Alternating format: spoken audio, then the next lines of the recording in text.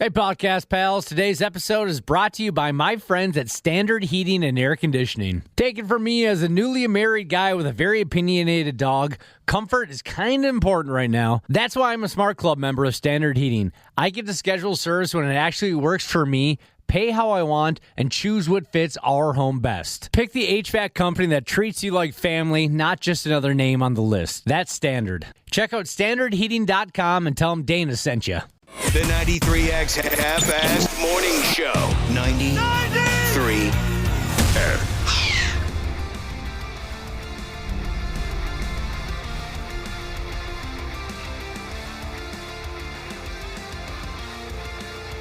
Yeah, I gotta get into character. You know what I mean? I haven't really prepared myself. Hope everyone's doing just fine. Just fine. We're going to go ahead and welcome you to the 93X Half-Assed Morning Show Thursday. Sorry, no Smash Lee just yet. She's having a bad week. Yeah, not the best week for our pal Ashley. A bad week. I did get some encouraging news, though, or a positive sign. I was texting with her fiance yesterday just to check in on him.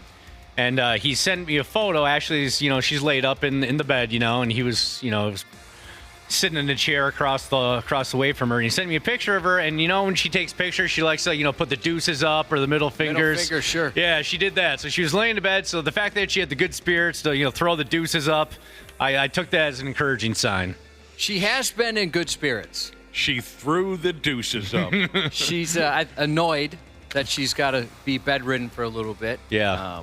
She's got a couple things going on, but she is in good spirits. Hopefully we get her back tomorrow. Every day, she's been saying, maybe tomorrow's the day, and then we'll get a text at night saying it's not going to work out. Now, when you say lying in bed, you mean a hospital bed? Yeah. But yet she's throwing up the deuces. Yeah. Well, man. she loves that crushed hospital ice. Uh-huh. So she almost gets excited for that. Yeah, and Jeremy mentioned some popsicles she's been getting and stuff, so, everybody loves a popsicle. Let me get this straight. Ashley, the soon-to-be wife, was lying in a bed, and her fiancé, the soon-to-be husband, was sitting in a chair? Yeah. I know. Josh, I'm not trying to always bring it back to the cuck thing, but... I swear that wasn't my intention. Yeah, no, I know it It wasn't. has been cut. Well, people have already texted in on the same thing. Okay. Yeah. Okay. So I it's figured out there. as- It's in the ether. As soon as you said he was sitting in a chair, I knew the text would fire up. Yep. And there'd be cuck jokes flying around. Quite a few already, yes. We wish Ashley the best, of course. So, a bad week for the Smash. Josh, what do you know about fitness? You got any general comments for us on fitness? Oh, you like fitness, do you? I do. Do you like Personally, fitness? I'm into fitness. I used to be into fitness. Yeah? I try and do like push-ups or the treadmill every day, which is why I'm quite jacked. But outside of that, I don't get into it like I used to. I mean, it used to be... Push-ups on a treadmill. I'd like to see that. Didn't I say and the treadmill? If I said on, You probably that would be did. impressive. You probably did. You try to keep... Those are your only comments on fitness? Pretty much. Well, and again, like I mentioned this before, the only reason I really even stick with the treadmill is to try and avoid constipation. So most of my decisions Man. on a daily basis are gastrointestinal. You're the one trying to throw out deuces. That's right. Yeah, and it's not working. Should we cut to the chase right here, right now, and see how soon we're going to die? Yeah. It's kind of intimidating. It'd be if somebody were to hand me an envelope and it was, St. Peter or whoever hands those out, says, this is it, man. Take a look. We can tell you when St. you're going to go. Peter. You want to plan ahead? That kind of thing? We could cut to the chase right here, right now, apparently. I think if somebody handed me that letter, though, I would be tempted to look at it. Maybe not right away, but I bet there would be a moment of weakness where I'd open that up. Oh, instantly. I think you'd feel the temptation. Apparently, we could answer that question, how soon we're going to die, with a simple test this morning. Maybe some of you have heard of it. It may not be great for live radio, but I'd like it if you'd try it for us, Josh. Well, okay, so I was going to try it just to see if I have any idea how to do it. And I don't think I could. I'm wondering if I could even do it once. Well, let me explain it, and then you are by far the healthiest of the four of us. Well, especially Ashley right now, that's for sure. Right. But even on our best days, if we're all at our best, you're that. You don't drink, you don't smoke, you eat a lot of healthy food, So, not that I think, you are anywhere near death, but you might be the only one of the four of us who could complete this with any level of success. They call it a fun health test. Okay? They call it a fun health test, but at the same time, they say it can predict whether you'll die within the next 10 years. What did they say now? Over 4,000 people between the age of 46 and 75 have tried this, and the ones who could do it easily were 6 times less likely to die of heart and lung issues over the next decade. It's called I'll say it here in a minute because I'll get it together. It's called the sit-to-stand test, or the cross-leg get-up test. And all you have to do is sit down on the floor and stand back up. But you can't use your arms, your knees, and you can't grab anything for support. Now, right there, when I first read the description, I thought, oh, damn. There's just not a chance in hell that I could do this. I don't know if I could do one. So say it again, though. So you're sitting crisscross applesauce, and you got to stand up, not using your hands and knees. Did I get that right? Exactly. Okay. Can't use your arms, your knees, or you cannot grab anything for support. So, like I said, right when I read that, it was clear to me that I would have some real trouble with this. And there's one person already texting in saying, this is BS.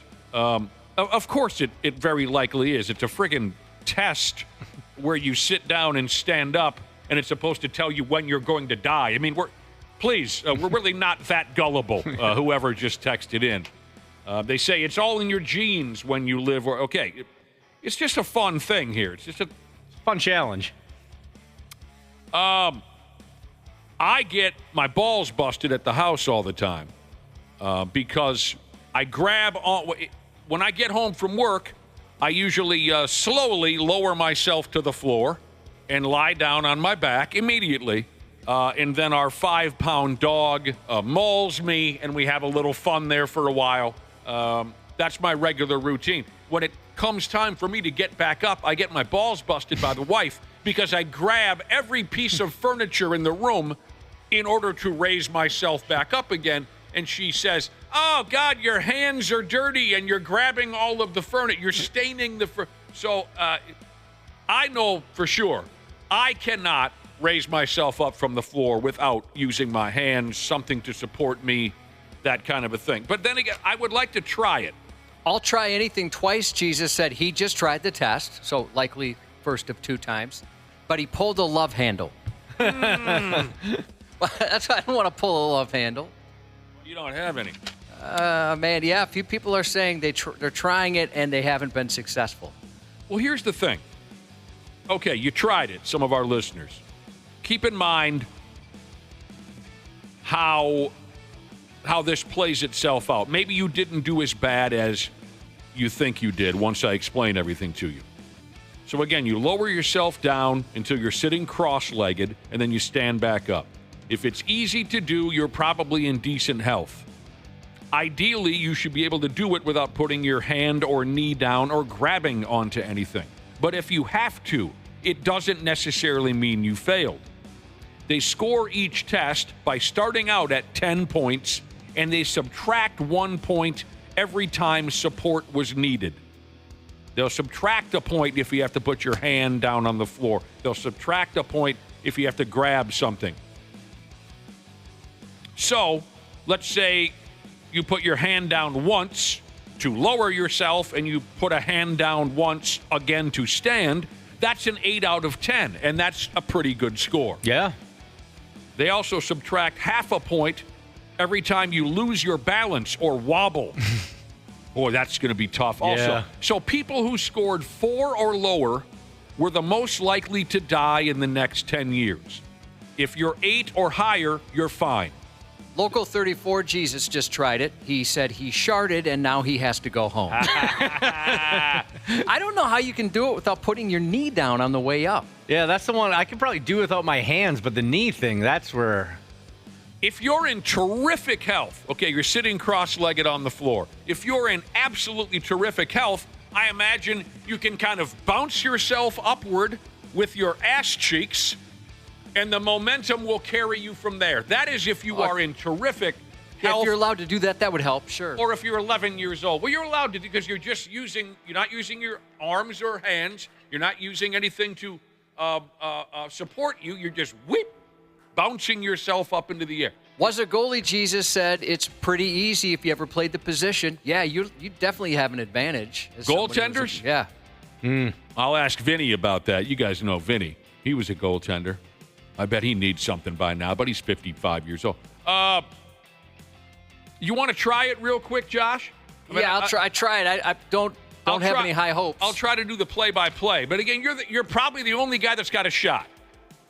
So Josh has moved away from his microphone. Now, wait a minute. Before you start, keep in mind, you will have points subtracted if you use your hands or arms or knees just to lower yourself to the ground. Oh, it didn't say that, though. Yeah, it did. I thought it was on the way up only. No. I didn't see that on the... Are you sure? Yeah. Yep. It includes when you're lowering yourself and when you're raising yourself up. Oh, yeah, I don't see that on mine. Well, let me read it again. Ideally, you should be able to do it without putting a hand or a knee down or grabbing onto anything. Where did I read this? Okay. They score each test by starting at 10, subtracting 1 point every time support was needed. Like if you put your hand down once to sit and again to stand, that's an 8 out of a 10. So they are scoring you when you lower yourself to the ground. Yeah, okay, mine's written a little different, but all right, fine. Try it out. All right, Covey's up on his feet. Okay, you did great. You already did great. He lowered himself down without using his hands or his knees into the, how do they call that, the cross-legged position. Now, he's going to try to raise himself up. Again, it's okay if you need to use support once or twice. So go ahead, try to get your adorable carcass up off the... You're gonna be able to do it. I can tell by looking at you right now. Can I give you some advice? Uncross your legs. Yeah, you can. Yeah. It's just okay. Now he's uncrossed his legs, so he's more just sitting on the floor like a kindergartner. Yeah. Do you think it'll be tougher if your legs are uncrossed? All right, go ahead. He's trying to kind of pull himself forward and hop himself up without using his hand. Use your hand once, then. Use your hand once. There you go. You got a 9 out of a 10. He used the palm of his hand to press himself up into the air. You got a 9 out of a 10. You know, been really impressive sucks. is if you did that move that Shawn Michaels used to do back in the day, Nick. You know, he'd be on his back and then he'd kind of rock back up on his shoulders and kick himself up to his feet. Yeah. That would have been pretty cool if Josh just pulled one of those off. I wonder if that's a loophole. Yeah. I've always wanted to be able to do that. Yeah, that looks so badass. And fighting If you movies could and do stuff. that, Josh, that would make you the cuck break kid. But anyway, you did very well. You got yourself down to the ground without using your hands or your knees. You got into the cross-legged position, and all you had to do was put one palm on the floor to get yourself up. I mean, I'm not surprised that you did well because you're a healthy guy. Oh, no, I'll try anything twice. Jesus tried it for the second time, and now he broke a hip. Oh, no. The first time he pulled the love handle. Oh, no, Baudette fishing guy Jesus said, I just tried. I am dead. He's dead?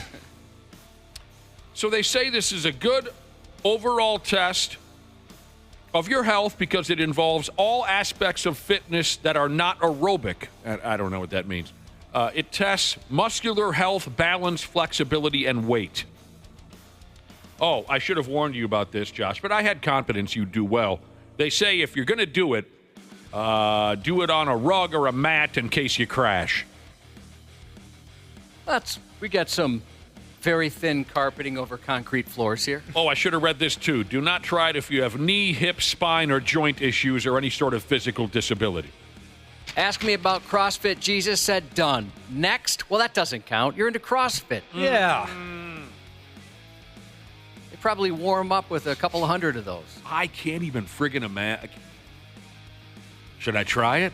Yeah, give it a shot. You want to play-by-play me? Yeah, sure. It's going to be bad. You'll have to go over there. I will. Okay. I'll go over there.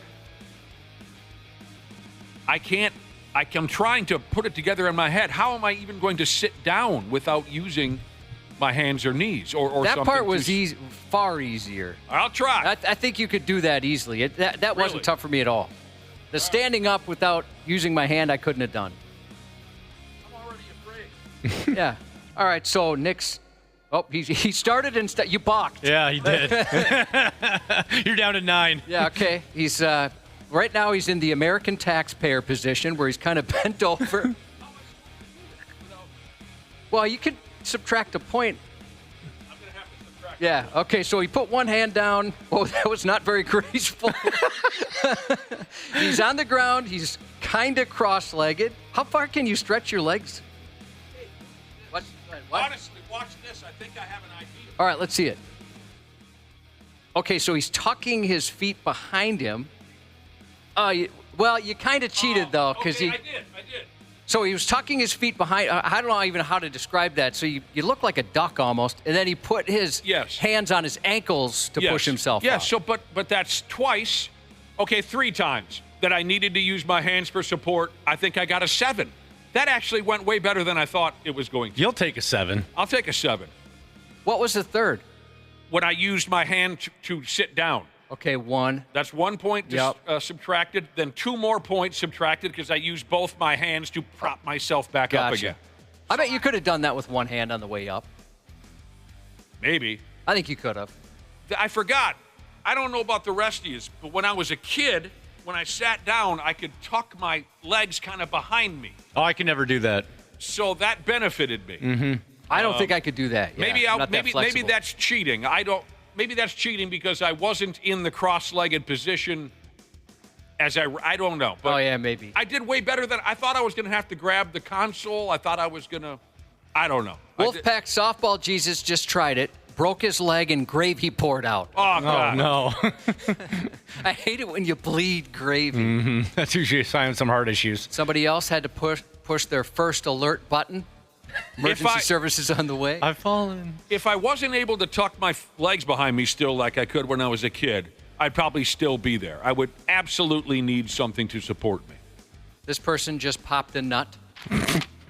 This person just pooped a nut. Oh. Try it out. See how you do. Trash Trucker Jesus said, tried it. Been a pleasure. Tell my kids I love them. Yeah. Time to update the will. Maybe for some of you, nice knowing you. I bet if we worked on our abs, we'd have a better shot. Yeah, the core strength they call it, I think. Yeah, it was that's where I was feeling it there. Yeah, I don't know. I mean, when you get to a certain age, you just don't care anymore.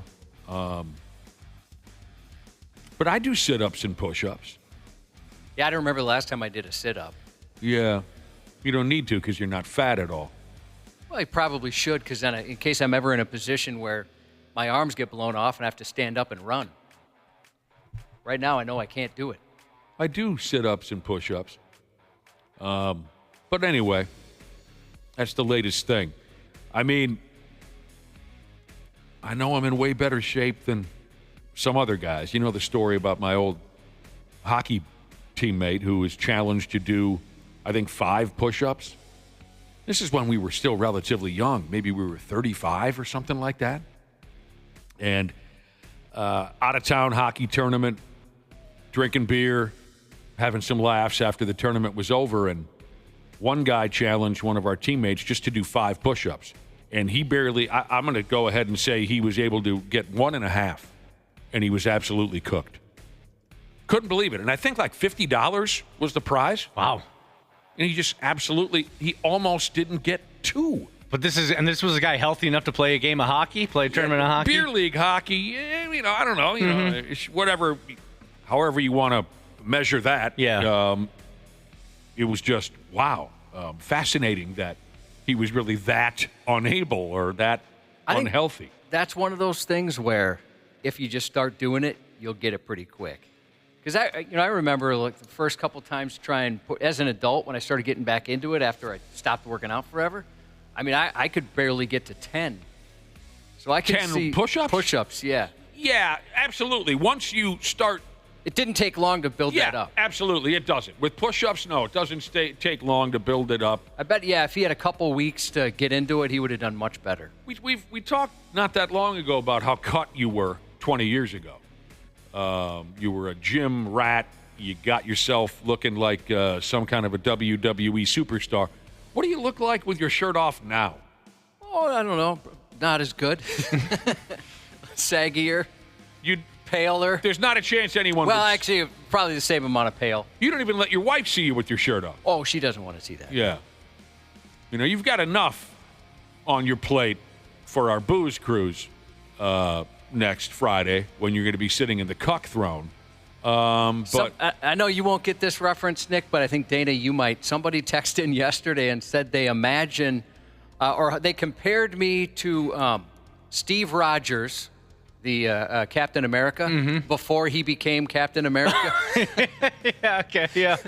Like sickly, scary, thin is what he compared. Steve Rogers, that's the name, isn't it? Yeah.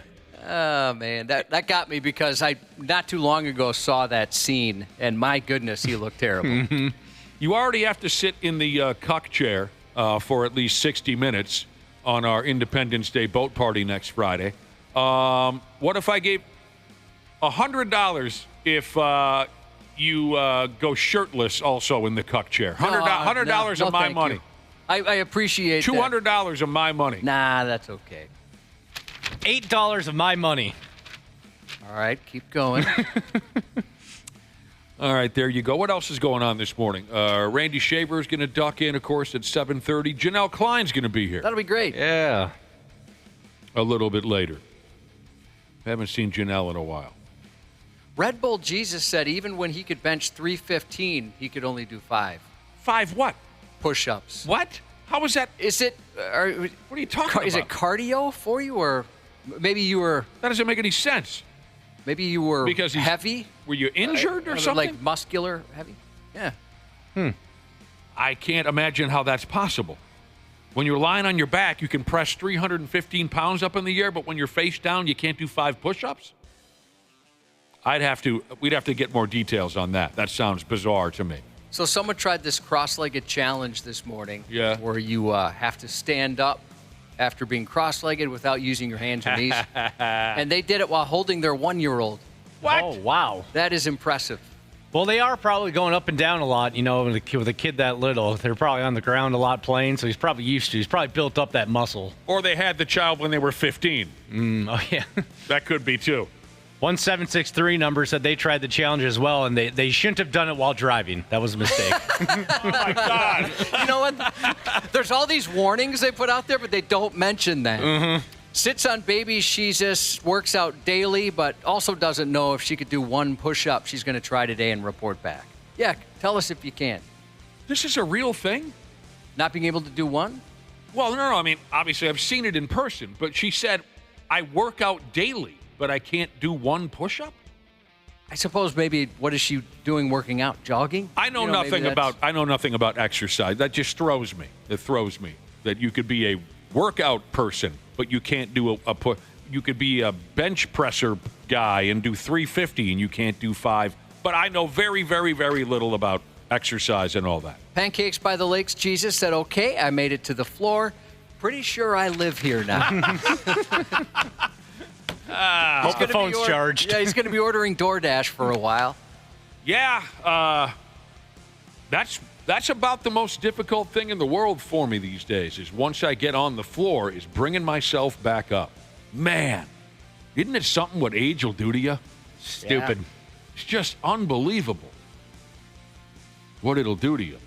Wow, Scaffolding Jesus said he's 52, doesn't work out, can do 10 one-armed push-ups. One arm. I've never been able to do one of those. That's ridiculous. Absolutely ridiculous. All right, let's get her going for real, like we mentioned a minute ago, our company this morning, Randy Shaver and Janel Klein. When we come back, we'll fire off the stupid news.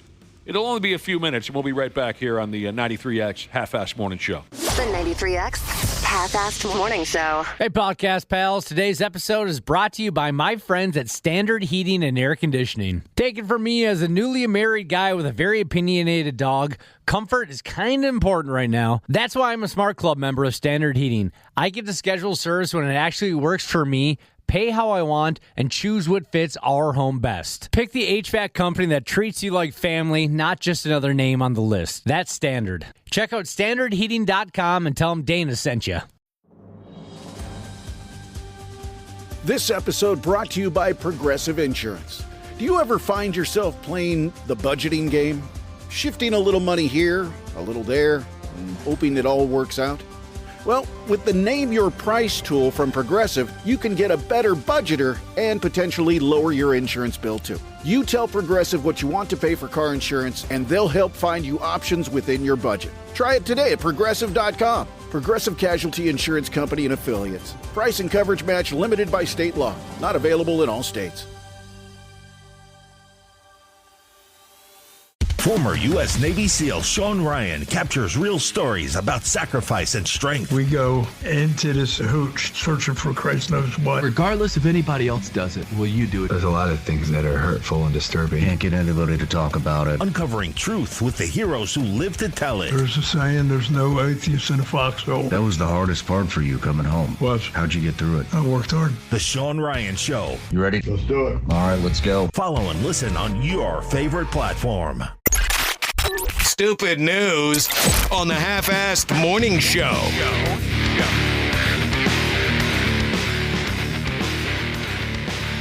So, the sit-down, stand-up challenge is the latest gimmick that's apparently supposed to let you know whether you're going to be alive in the next 5 to 10 years. We tried it. I tried it. So did Cubby. Here's the gimmick. You sit yourself down without the aid of your hands or your elbows or your knees or hanging on to a piece of furniture or a coworker. You have to sit yourself down without any aid and then raise yourself back up without using your hands or your elbows or your knees or grabbing onto a this or that. And how well you do is supposed to tell you whether or not you're going to make it. Whether or not you're going to be around in the next 10 years or deader than Derringer. We tried it. I thought the both of us did all right. We did all right. I did better than I thought I was going to do. I didn't think I was going to be able to get up. Well, you got a 9 out of a 10, for Christ's sake. Yeah, can't do much better. Dana overexerted himself, and he tried it and got an erection. He pushed too hard. Well, we did have one listener text in and say, because a lot of listeners were trying it at work and at home while we were testing it out here on the radio program. One particular listener said, doing that sit-down, stand-up test made me want to go number 3. And I learned what that meant yesterday, and that's gross, is what that is. One more text on the sit-down, stand-up challenge. It's not a TikTok thing where all the 8th graders are, ending up in this. It's not. When I say challenge, that's not what I mean. One listener, one more, texted in and said, I have a plan. I'll do the challenge, but I'll do it on the forks of my forklift, so that way, when I can't get up, the boys will have a fighting chance to get my carcass up off the ground again. That's awesome. A few people are saying, like Box Tossing Jesus, and a few others are saying that they're going to try it at work in hopes of getting workers' comp. Oh, that's not a bad They'll plan. put it under the guise of stretching to do a good job at work. And I'm injured and I can't come into work for the next 3 weeks. Pay me. Driving a forklift, the gig I never should have walked away from. I want to try that. I mean, I love operating machinery, vehicles, all that kind of stuff. I'd love to try operating a forklift. When I drove a forklift, Cubby, I could pick up a dime with one fork and flip it into a solo cup from 30 feet out. I mentioned before, it's like a motorized ballet out in our parking lot down at the end of the building here. There's some guys that at their job, they use forklifts, and they're incredible. Watching Amateurs. You've been impressed by them, haven't you? Amateurs. I don't know. I'm impressed. Cucks is what they are. They're not cucks. I am, because I'm enjoying watching them. The boys in the warehouse used to call me Big Nuts. Oh, wow. All right, here we go with today's report. Is this the liquor talking, Josh, or were we just rapping yesterday about really spicy foods? Yeah, a lady ordered the spiciest menu item despite having an aversion to spices. And she said it wrecked her so bad it's ruined her life. Yeah. Permanent damage to her throat, to her windpipe, to her nose, and the eyes fell out when she ate this spicy dish. That's her story. We can make another run at the topic right here. The spicy stuff, the dangerous stuff. So spicy it can turn you blind and whatnot. And if I mess anything up, Josh, call me out, because I know less than nothing about food. I know how to order a meal, and that's it. Over there in Japan. Wait a minute. What? Just yesterday, you and I were talking about we don't know how to order meals at certain places. Oh, there are certain places with the fancy stuff. Yeah, we both went to, I don't even know if it was that fancy, but I went out with our boss last week, and he kept asking me, it was just like a breakfast place where you order at the counter, right? And he kept asking me, is this going to be okay? Is this all right? And I was wondering what kind of vibe I'm giving off, or I seem miserable. And I was telling Nick, I admit there's words in like their descriptions of breakfast sandwiches I didn't know. Uh-huh. But when it's followed by cheese, I get it. Sure. It's some sort of cheese. And there were a few things that's like infused with this and blah, blah, blah. I didn't understand, but I could get the gist. And you mentioned you've had that same issue where you have to ask your wife, what am I ordering here? Yeah, I suppose. So you're telling me that I know even less than I thought, that I do not know how to order a meal. Oh, I'm with you on that. Yes, there are, not often, because we don't go fancy very often, but every once in a while when we're at a restaurant, I might have to ask the wife, what does this word or that word mean when a meal is described on a menu. Just yesterday, I asked her, what is cilantro? Oh, really? I thought you knew what cilantro was. Hell no. Cilantro, no. That's one of those things where people, that seems like to be a divisive food for, well, I don't know if you call it food, whatever it is. I think I have that right. Some people have an aversion when they eat it, it tastes like soap. Yeah. Is it green? Mm-hmm. Yeah. Little green leaves. That's what I said. What is cilantro? No, I don't know what any of that stuff. When I leave Chipotle and I have all these green specks in my teeth? That's cilantro. Okay. Nick, to your point, too, about being at a fancy restaurant, I obviously don't find myself there too often, but when I am and they're like explaining the specials to you, well, it's finished with a demi-glace sauce and it's stuffed with ravioli, and they give all these fancy terms. I'm just looking, I'm smiling like, okay, I'll have the cheeseburger. Yeah, that's what's confusing. I have mentioned many times that maybe only once every couple of years do I go to a restaurant where their name isn't printed on a paper napkin in front of me. Mm-hmm. That's kind of more my style. I don't know nothing about food. Over there in Japan, 4 dudes got themselves arrested for using curry spices. Now, aside from Steph, do you like curry? I like curry, man. Do you like curry, like Indian curry? I don't even know what it is. No. Yeah, I don't know. Have you had like an Indian dish before? I'm sure I've probably consumed it before, but when you say these words, when you name these foods, I've heard them before, but there's no way, like if you showed me a picture of cilantro or curry, there's no way I could identify what they are. I'm sure I've consumed it. I like it. I'm only really, sadly, familiar with curry because of Christopher Daniels' wrestling character 20 years ago, where he was hot. He was spicy. He was Curry Man. And he'd come down the ring with this flaming red outfit, and it's pathetic, isn't it, Josh? No, not at all. Show me pictures of foods, and I'll try to identify them. Yeah, that reminded me. A couple of years ago, Nick, we put together like a little PowerPoint thing where we showed you pictures of different produce or fruits and vegetables. Oh, yeah. And you had to you describe it. You're like, well, it's long and it's green. It's thin. It looks like then you had to try to guess as to what it was. I don't really have much of a memory of that. How did I do? Probably You did pretty well. Okay. I thought there was you didn't know what a pear was. Yes, I think that's how it started. There was a simple one you weren't sure what it was. Well, you guys have a good memory. Someone was talking about a pear, and for the life of me, I could not tell you. I could not describe for you a pear. So, okay, I was trying to think of something that most people have heard of or had with curry in it. And I think chicken tikka masala, I can't remember. Have you had that before? Not a clue. Did that even ring a bell? I didn't understand a word what you said.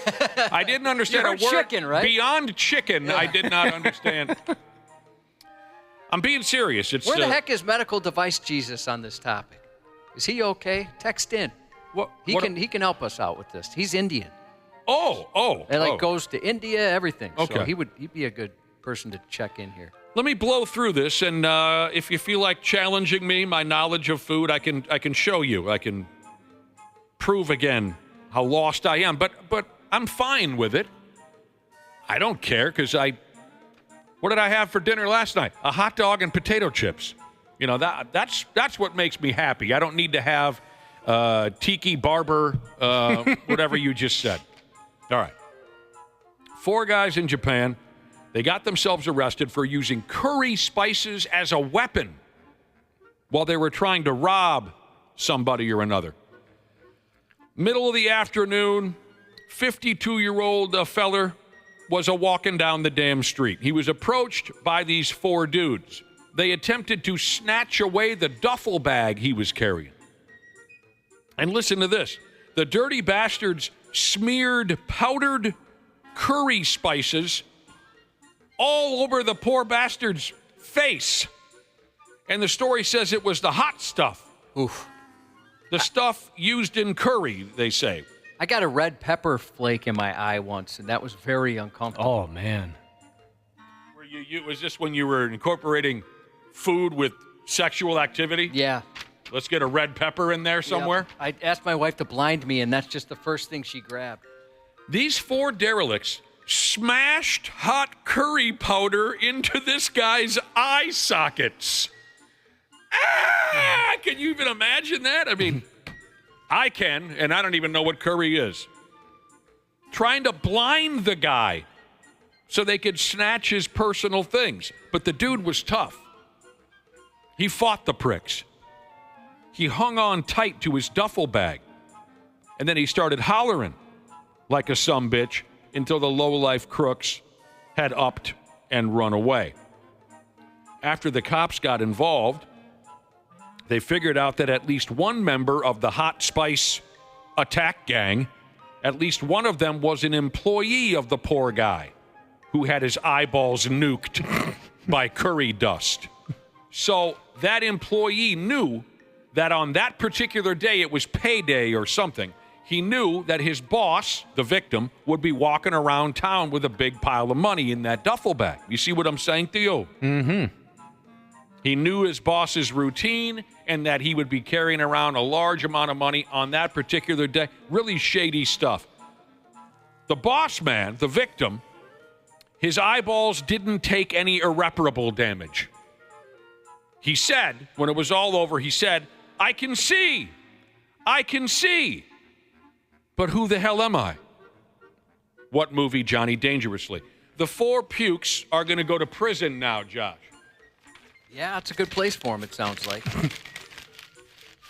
I'm not sure if it was pepper sprayed or mace. I don't know what they used. That is very unpleasant. There's like a big fight at the Mall of America, and the cops were pepper spraying some of the people, and I just happened to be at the wrong place at the wrong time. Got it right in the face. That took a while. My head looked like a shrunken head afterwards because all the fluids came out of holes I didn't even know I had in my face. I was standing on my balcony once when some tear gas went off in the street about probably 30 yards away from me. So I'm up in the air 30 yards away from where it went, and it still affected me from that far away. Oh, shoot. I mean, we've heard from people in the military or cops who have said the tear gas, that's the worst. I thought my face was like melting off. Yeah. One of our smart-ass listeners, I said, go ahead, show me pictures of food, see if I can identify what it is. One of our smart-ass listeners texted in, And the headline of the text is, "What kind of food is this?" with a link. I clicked on it. It was his naked girlfriend. Waffles aren't supposed to be blue. Oh! What? He sent me a picture of his naked girlfriend, which is wrong. Here's something for you. Something really stupid, but also a little bit funny, but also stupid. Folks, the folks over there at Liquid Death, which makes, don't tell me, is it canned water and iced tea? Yes. Well, Okay. at least the water, for sure. I don't. That's all I know him for. Okay, Liquid Death. I'm not sure. I wouldn't be. I'd imagine they probably have branched out. Have a few to. Well, they've got iced tea. I know that for sure because of this year's story that was set down in front of me. I'm not sure the motivation behind the bit, but as you know, I'm going to go ahead anyway. Liquid Death put 10 empty iced tea cans up for sale recently. Anyone want to buy an empty can of iced tea? No, thanks. Of course you don't. But the gimmick here is the empty cans of iced tea were supposedly drunk or drank by none other than John Michael Ozzy Osbourne himself. There will never be another Ozzy Osbourne unless you have his actual DNA. Introducing infinitely recyclable Ozzy by Liquid Death. These cans have each been drunk by Ozzy himself. And each can contains trace DNA from Ozzy's saliva, as well as his handwritten signature. Can you get a contact high from just holding his DNA? Maybe 30 years ago, I don't know. Maybe lose some brain cells. That's right. Ozzy Osbourne supposedly drank these 10 cans of Liquid Death iced tea. They're empty now. The empty cans of Liquid Death iced tea are guaranteed to contain trace amounts of Ozzy's DNA. And the cans were autographed by Ozzy. They cost $450 each. Get your can of infinitely recyclable Ozzy. No, this is not a joke. Yes, these contain Ozzy's actual DNA. There's only 10 available. Act now. The ad is kind of funny if you watch the ad. Yeah, it is funny. Oh, by the way, wink, wink, they sold out immediately. Oh, wow. Ah, I wonder, you had DNA from the band Kiss. I did. Paul Stanley DNA. And I wonder if you held on to that, if there'd be any value. If it could be documented, it's all legit. If there was, Josh, I'd be too embarrassed to even do anything about it. I'm with you. And I think I would have had the same exact reaction you did. You told the story where they were in studio. They did an interview. Paul Stanley left behind a water bottle he was drinking from. You grabbed it to have this memorabilia because you loved Kiss. Yes. And then realized, what am I doing? And then got rid of it. It was on my kitchen counter for about 3 hours. A couple of friends stopped by, and I said, hey, that's Paul Stanley's water bottle. And they said, oh, wow.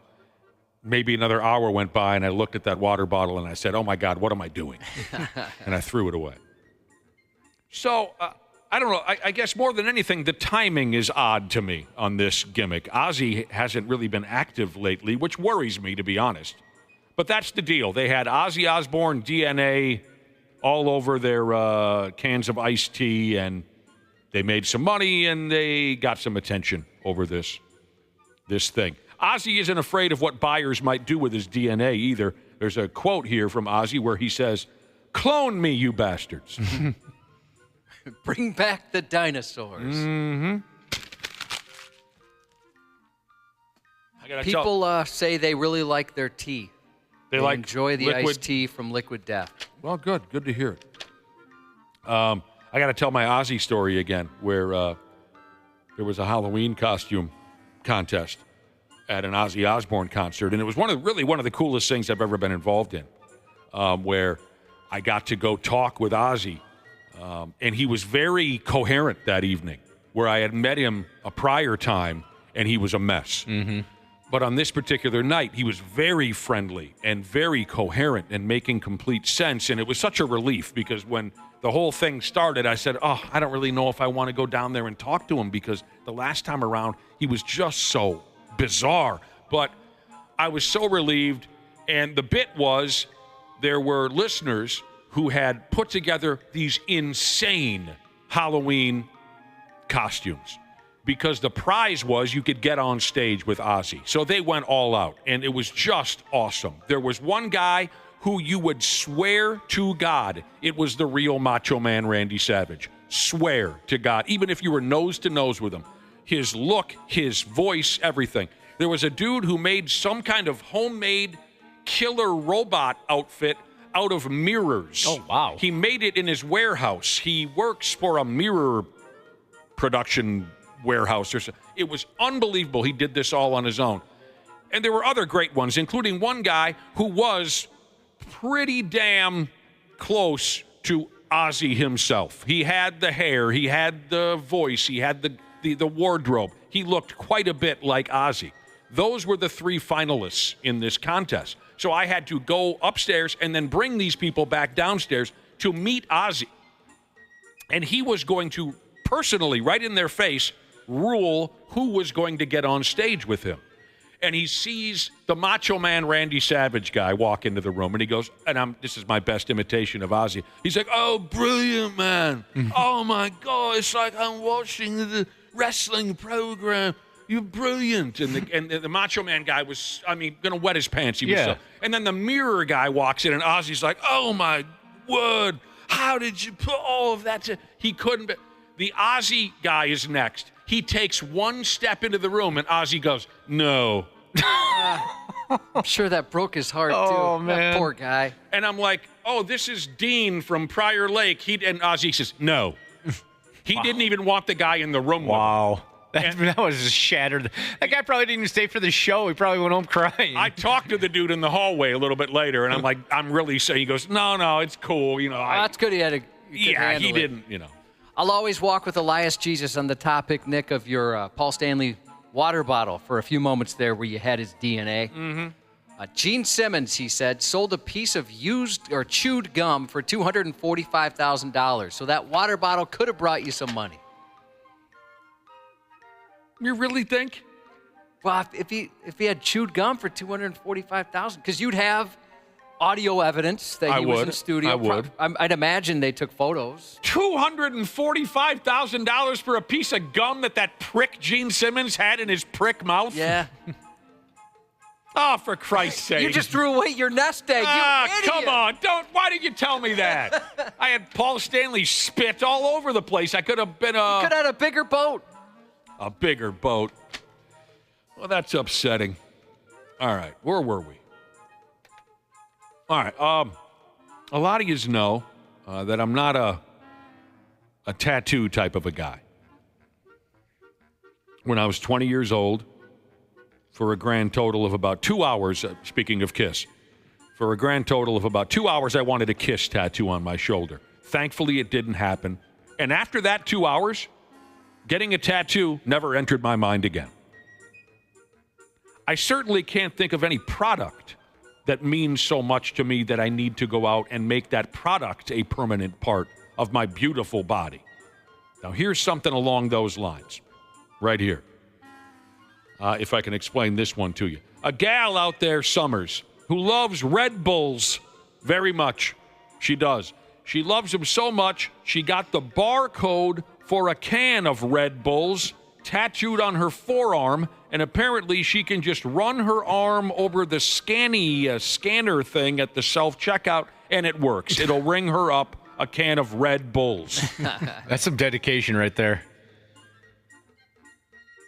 Well, this is kind of confusing because the gal goes by the name of Dew, D-E-W. You'd think she'd go the other way with that, wouldn't you, Josh? Yeah, really. That's a whole different drink. You think she'd like your favorite drink?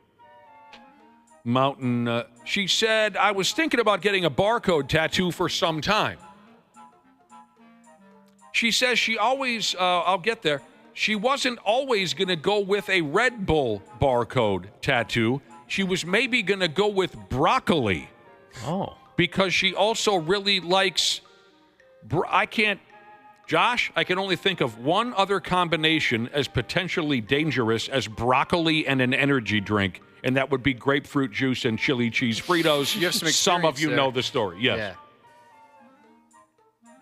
Dew paid over $600 for her Red Bulls barcode tattoo. She's very excited that the barcode legitimately works at the grocery. So, what does she do when the barcode is changed? That's what all the 8th graders and social media dorks are asking online. Well, I'm guessing she'll just go get a fresh Red Bull barcode tattoo. If you're the type of person who considers getting broccoli permanently marked onto your body is how you say it, another tattoo probably isn't a big concern. Would you agree with that, Josh? Yeah, she can figure that out. She'll just go get the latest barcode tattoo. I don't know how easy those are to alter, but she's got a lot of extra space, it looks like. That sounded like a fat joke. I just meant she doesn't have a lot of tattoos. It did sound like a fat joke. Yeah, I did. That was not my intent. I know you didn't mean anything by that. Fat ass. Okay, as hurtful as that was, what's more hurtful is you threw away your nest egg. I did. You threw away your retirement plan. You really think that this was in 1998? So they're on their third farewell tour at that point. Probably seven. 1997 is when I happily met Paul Stanley and not so happily met Gene Simmons way, way back in 97. You think today, if I kept that water bottle, I could sell it to some sucker for somewhere around $200,000? I don't know. Probably not. I mean, it seems unlikely, but Gene Simmons sold right. I mean, who's the bigger star? Probably Gene Simmons. Yeah, right? yeah. That's the way. Unfortunately, maybe this is because of the tongue. By the way, that's because Paul allowed him to be. Yeah. Not that anyone cares, but it's because Paul allowed him to be the bigger star because he knew Gene needed that. He needs to be the center of attention. But again, we're getting deep into the kiss weeds, and nobody cares. If someone paid $245,000 for a piece of Gene Simmons chewing gum, I probably had a decent shot at that kind of money with Paul Stanley's saliva. Even if you got half that, that's pretty sweet. Even if I got half of that, I friggin' hate myself. I hate myself. I would never consider that. Never in a million years. So 97, would Psycho Circus come out in 98? So they're probably... This was after their reunion tour, before they got to the Psycho Circus mess. I saw that Psycho Circus show.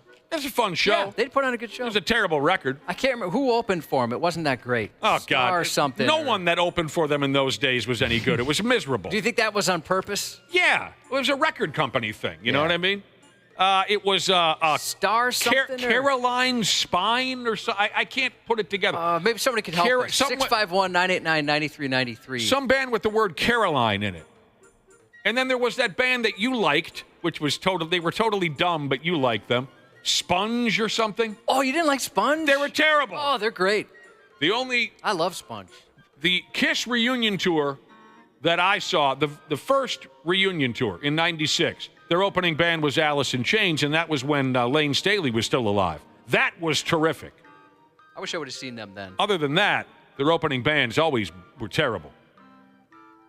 Hell, I saw Kiss once where their opening act was a guy who came out and painted pictures. All right, here's the one.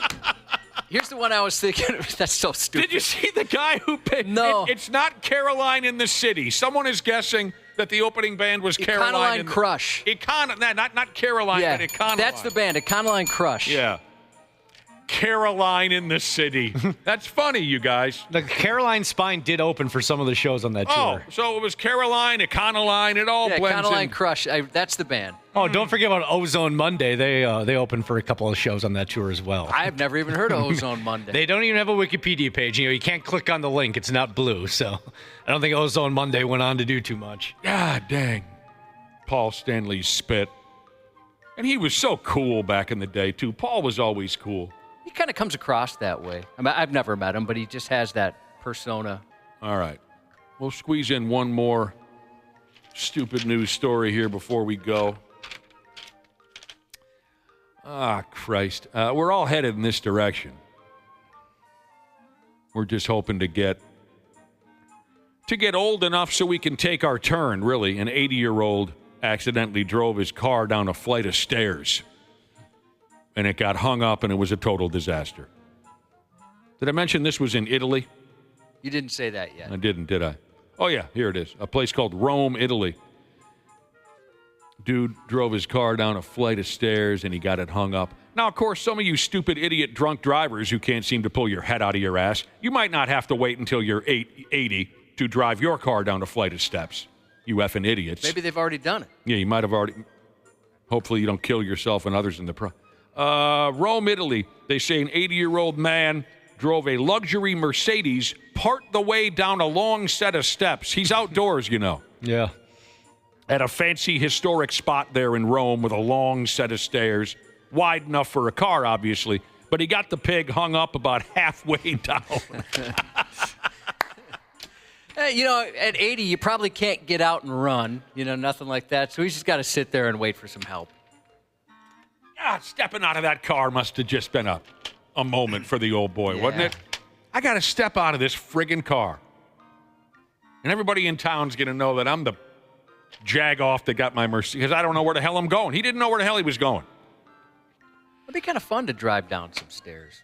Yeah, it looks cool in the movies. Oh, boy, to rattle the balls off of you. Probably, yeah. Good Lord. He wasn't drunk. Just old. Local firefighters had to break up their card game to pull the vehicle out of there using a crane. That sucks. Unless maybe, Josh, you're the new guy who's antsy to drive the crane. I would be, yeah. And then at least somebody enjoyed the deal. That was a hell of a crane, too. I don't know if you saw the video. I did not. That sucker was She big. was a keeper? Yeah. I had a crane in my backyard a couple years ago. That was pulling a tree out or something? Pulling trees out of there. It was incredible how large, and the guy's just relaxed as hell, pulling entire trees. That's cool. We had something like that a couple blocks away. 3,000 feet in the air. I don't know how high he puts it out on the street. Have you ever seen them use the cranes to put, like, huge HVAC systems on the top of buildings? I don't think so. Oh, that's cool, too. I don't think so. Sports on the 93X Half-Assed Morning Show. Steer drives one to right. Larnach going back. And Steer clears the fence. He catapults the Reds ahead against the team that drafted him. It's 2-1 Cincinnati. Who controls the weather, Josh, these days? The government? I think it's the government. Even the government didn't want to see last night's ball game. They're tired of what the Twins are putting together these days because they dumped a pile of rain trying to stop the game from happening in the first place. They played 6 innings of baseball. Then the government again said, I don't want to see it. And they fired up the rain machines again. The Twins lost their 6 in a row in a rain-shortened game there in Ohio. They lost to the Cincinnati Reds 4-2. They'll try to win a day game today. They'll try to win a day game. Any predictions? It's going to be a day game. Oh, it is? Yeah. I predict I won't watch it. I'm going to hold you to that. Tonight could be a miserable night. For Christ's sake. The Oklahoma City Thunder, they only need to win one more game to win the Thunder. How's the government? They only need to win tonight to clinch the world title. Playing at the Indiana Pacers. Hopefully Indiana can force a Game 7. Hopefully. Tyrese Halliburton injured. Hopefully he plays and he can actually score this time around. So there you go. Randy Shaver will be here in a half hour. So will Janel Klein. Don't go anywhere. It's because my life partner Josh is going to be coming right back at you with his news report next. 93X Half-Assed Morning Show. Hey, podcast pals. Today's episode is brought to you by my friends at Standard Heating and Air Conditioning. Take it from me as a newly married guy with a very opinionated dog. Comfort is kind of important right now. That's why I'm a Smart Club member of Standard Heating. I get to schedule service when it actually works for me, pay how I want, and choose what fits our home best. Pick the HVAC company that treats you like family, not just another name on the list. That's Standard. Check out standardheating.com and tell them Dana sent you.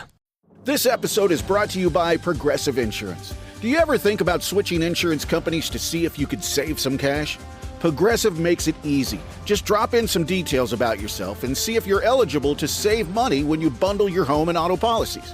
The process only takes minutes, and it could mean hundreds more in your pocket. Visit Progressive.com after this episode to see if you could save. Progressive Casualty Insurance Company and Affiliates. Potential savings will vary. Not available in all states. Bravo TV star Lala Kent holds nothing back. I think the boundaries are getting a little unboundaried, but that's fine. From relationships, it's grabbing coffee with your friends. That is right up my alley. Right? To business and beyond. Where there's history, true friendships, but it's fine. I've also been a rat. I'm obsessed with her. I hate her. Literally the exact same feeling. If you really want to party, you have to have the perfect combination. Give them Lala. Follow and listen on your favorite platform. 93X Half-Assed Morning Show. Isn't that a religious show? With all the Jesus and Sheezus talk? Oh, hell no. Just kidding. They suck. 93X. If you did some sniffing around, you might find him at a hospital near you. Oh, no. And it's not good. I got some pretty reliable information last night that there are phone calls being made to various family members about getting to town to come say your goodbyes. Hulk Hogan is doing just fine, despite the rumors yesterday. Oh, I didn't know there were rumors that he died. Not that he died, but that he was almost dead. Really? TMZ reports the WWE icon was recently hospitalized to address some lingering neck and back issues. But according to his representation, the Hulkster's far from being on his deathbed.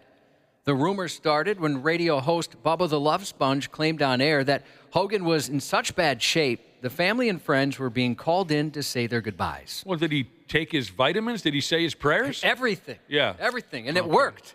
It worked. That's crazy because usually Bubba the Love Sponge is such a reliable source. Well, that's where I get my information. Hogan's spokesperson said the 71-year-old wrestling legend is simply dealing with the same long-standing issues he's battled for years. In fact, his rep said he's already back on his feet.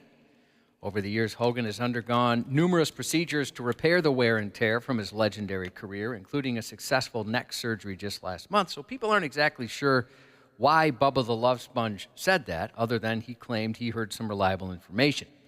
In case you're not familiar with their backstory, they do have one. Hulk Hogan and Bubba the Love Sponge were once close friends. Hogan often appeared on his Tampa-based radio show, served as best man at his 2007 wedding, and as the godfather father to his child. But their friendship collapsed in 2012 after a sex scandal made global headlines.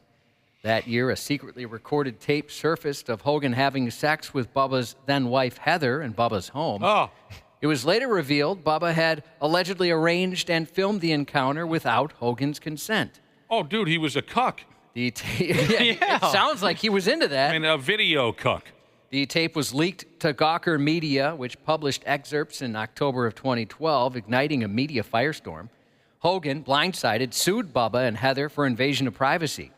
Bubba quickly settled and publicly apologized. Hogan then sued Gawker for $100 million. In 2016, a Florida jury awarded Hogan $115 million, driving Gawker into bankruptcy. That was a hell of a deal. Hogan's had some little adventures come up in his career, hasn't he? Yeah. He's had some strays to this side or that side that are headline making for sure. But for sure, he's not dead. He's not dead. His family and friends are saying he's anything but. He just had some neck issues, and he's doing just fine. Bubba posted on X that he's like, hey, you know, when somebody tells you the dude's on the ventilator and they're asking friends and family to show up, he might not be doing as well as they're claiming. So kind of a weird deal yesterday. I saw the headline and thought, oh, no, the Hulkster. But man. Supposedly he's okay. Let's see here. Dana's a listener. What does this say? How am I going to react? How are you going to react when the day comes when Hogan passes away? I think what he's asking me is, what you going to do, brother? What are you going to do, I don't know. I mean, he's certainly the biggest star that wrestling's ever seen. I'm more worried about how I react when the Nate goes down because he had a greater impact on me. I mean, any of those old guys, any of those older guys, it's tough when they finally go jugs up. You know what I mean? Yeah, people that meant so much to you growing up, that kind of thing. The world seems different for sure once they pass. I mean, and how many scares have there been with Ric Flair? Oh, my gosh. Yeah. I mean, Hulk Hogan, too. There's death rumors every couple of years, it seems. Yesterday, people, folks that were following along were pretty freaked out at first, but turns out, sounds like he's okay. A Texas woman's in custody after being caught driving a vehicle reported stolen from the estate of late boxing legend George Foreman. Deputies pulled over the car Monday and identified the driver as 31-year-old Heaven Platt. During the stop, they confirmed the vehicle had been reported stolen from Foreman's estate. Details about when the car was taken or how the theft happened haven't been released yet. Foreman's estate includes his sprawling 29-acre mansion in Huffman, Texas, complete with a 55-car garage, as well as his George Foreman Grill business empire. My extra-large grill with temperature control is only available from Sears, and it's a knockout. Dinner's ready, George. I'm so proud of it, I put my name on it. The two-time heavyweight champ passed away in March at the age of 76. On top of the stolen vehicle charge, Platt also has an outstanding felony warrant for burglary of a coin-operated machine. You say a 55-car garage? Yep. I don't think I know. If I had 55 cars in the garage, I'm not sure if I noticed the one was missing. Yeah, unless it's like your favorite one, right? Sure. You didn't misspeak when you said 55-car garage? No, 55 cars. Suck me sideways. We did buy a lot of those grills back in the day, I guess. A Texas sheriff's office says a man's been arrested for stealing an antique tractor, and it didn't take long for deputies to cultivate a lead and track down the farmed and not-so-dangerous suspect. Cultivate a lead. Thank you. You guys catch that? Deputies say 43-year-old Antoine Shannon was taken into custody Monday in San Antonio after swiping the vintage tractor from a local restaurant owner whose business happens to sit right across the street from the sheriff's office. A little digging uncovered video showing Shannon with the tractor in his driveway just hours after it went missing, along with the truck he used to haul it away. Shannon's now facing a felony theft charge with a bumper crop of additional charges sprouting soon. That's pretty right from outside the restaurant, huh? It's pretty dirty. Right there. That's dirty pool. It's the kind of crime that'll have the villain jumping for coins just to make bail. A major heist of 2,810 Nintendo Switch 2 consoles and a colossal caper out of Colorado. June 8th, deputies were called out to Love's Truck Stop, about an hour east of Denver. I bet he can get an HJ over there. Oh, easily. I bet there's no one who's ever left there that hasn't gotten one. Have you gotten your HJ yet? Just checking. Love's Truck Stop. How would you and where would you like your HJ? After reports of a high-dollar cargo theft so bold, even Wario would be impressed. I had to call Dana yesterday and say, hey, I want to put Wario into a story. How do I pronounce it? I did it wrong again, didn't I? No, you did Wario. Oh, it is? Okay, yeah, you got it. According to the driver, who had paused for a pit stop, the theft was spotted during a pre-trip inspection. To his horror, several precious pallets packed with the brand new Nintendo Switch 2 consoles vanished. Each sells for $499, with the total loss estimated to be over $1.4 million. So someone got into the bed of this semi and swiped a bunch of those Nintendo Switches. Yeah, they cleaned out the trailer. All gone. F me running. If he wants to swing one by and just kind of have one fall off the back in my neighborhood, I'd be just fine with that. Yeah, you could buy a black market one now, it sounds like. The ill-fated freight had rolled out of Washington en route to GameStop in Grapevine, Texas. The driver admitted he didn't know exactly what he was hauling, just that it was some sort of game or toy, and he couldn't be sure where the actual theft occurred. It'll be game over for the culprit when caught. This is going to be a big deal. The sheriff's office said whoever stole the console is going to face several felony charges. Well, talk to the boys on the loading dock, for Christ's sake. That's a shady crowd. Oh, definitely an inside job. Yep. I mean, when my dad was driving truck, which is all he did for 45 years, and I was fresh out of high school, I did ask him about, I never wanted to drive. Because, like I've told you before, he warned my brother and I, if we ever signed up to be truck drivers, he'd kill us himself. But I asked about working on the loading dock. And I remember him saying, hey, it's a tough job. It's hard work. You're not going to like the hours because most of the new guys, once they're done puking in the corner, they work overnights. But he was kind of encouraging about the idea of me working on the loading dock at his trucking company or any other. But he said, those guys are pretty wild. And I met a few of them over the years, and he was friggin' right. I unloaded, not loaded, but unloaded, and that was so much more difficult than I thought it was going to be. And I at the time, I was close to in the shape of my life. My goodness, that was tough. Where were you a dock worker? UPS.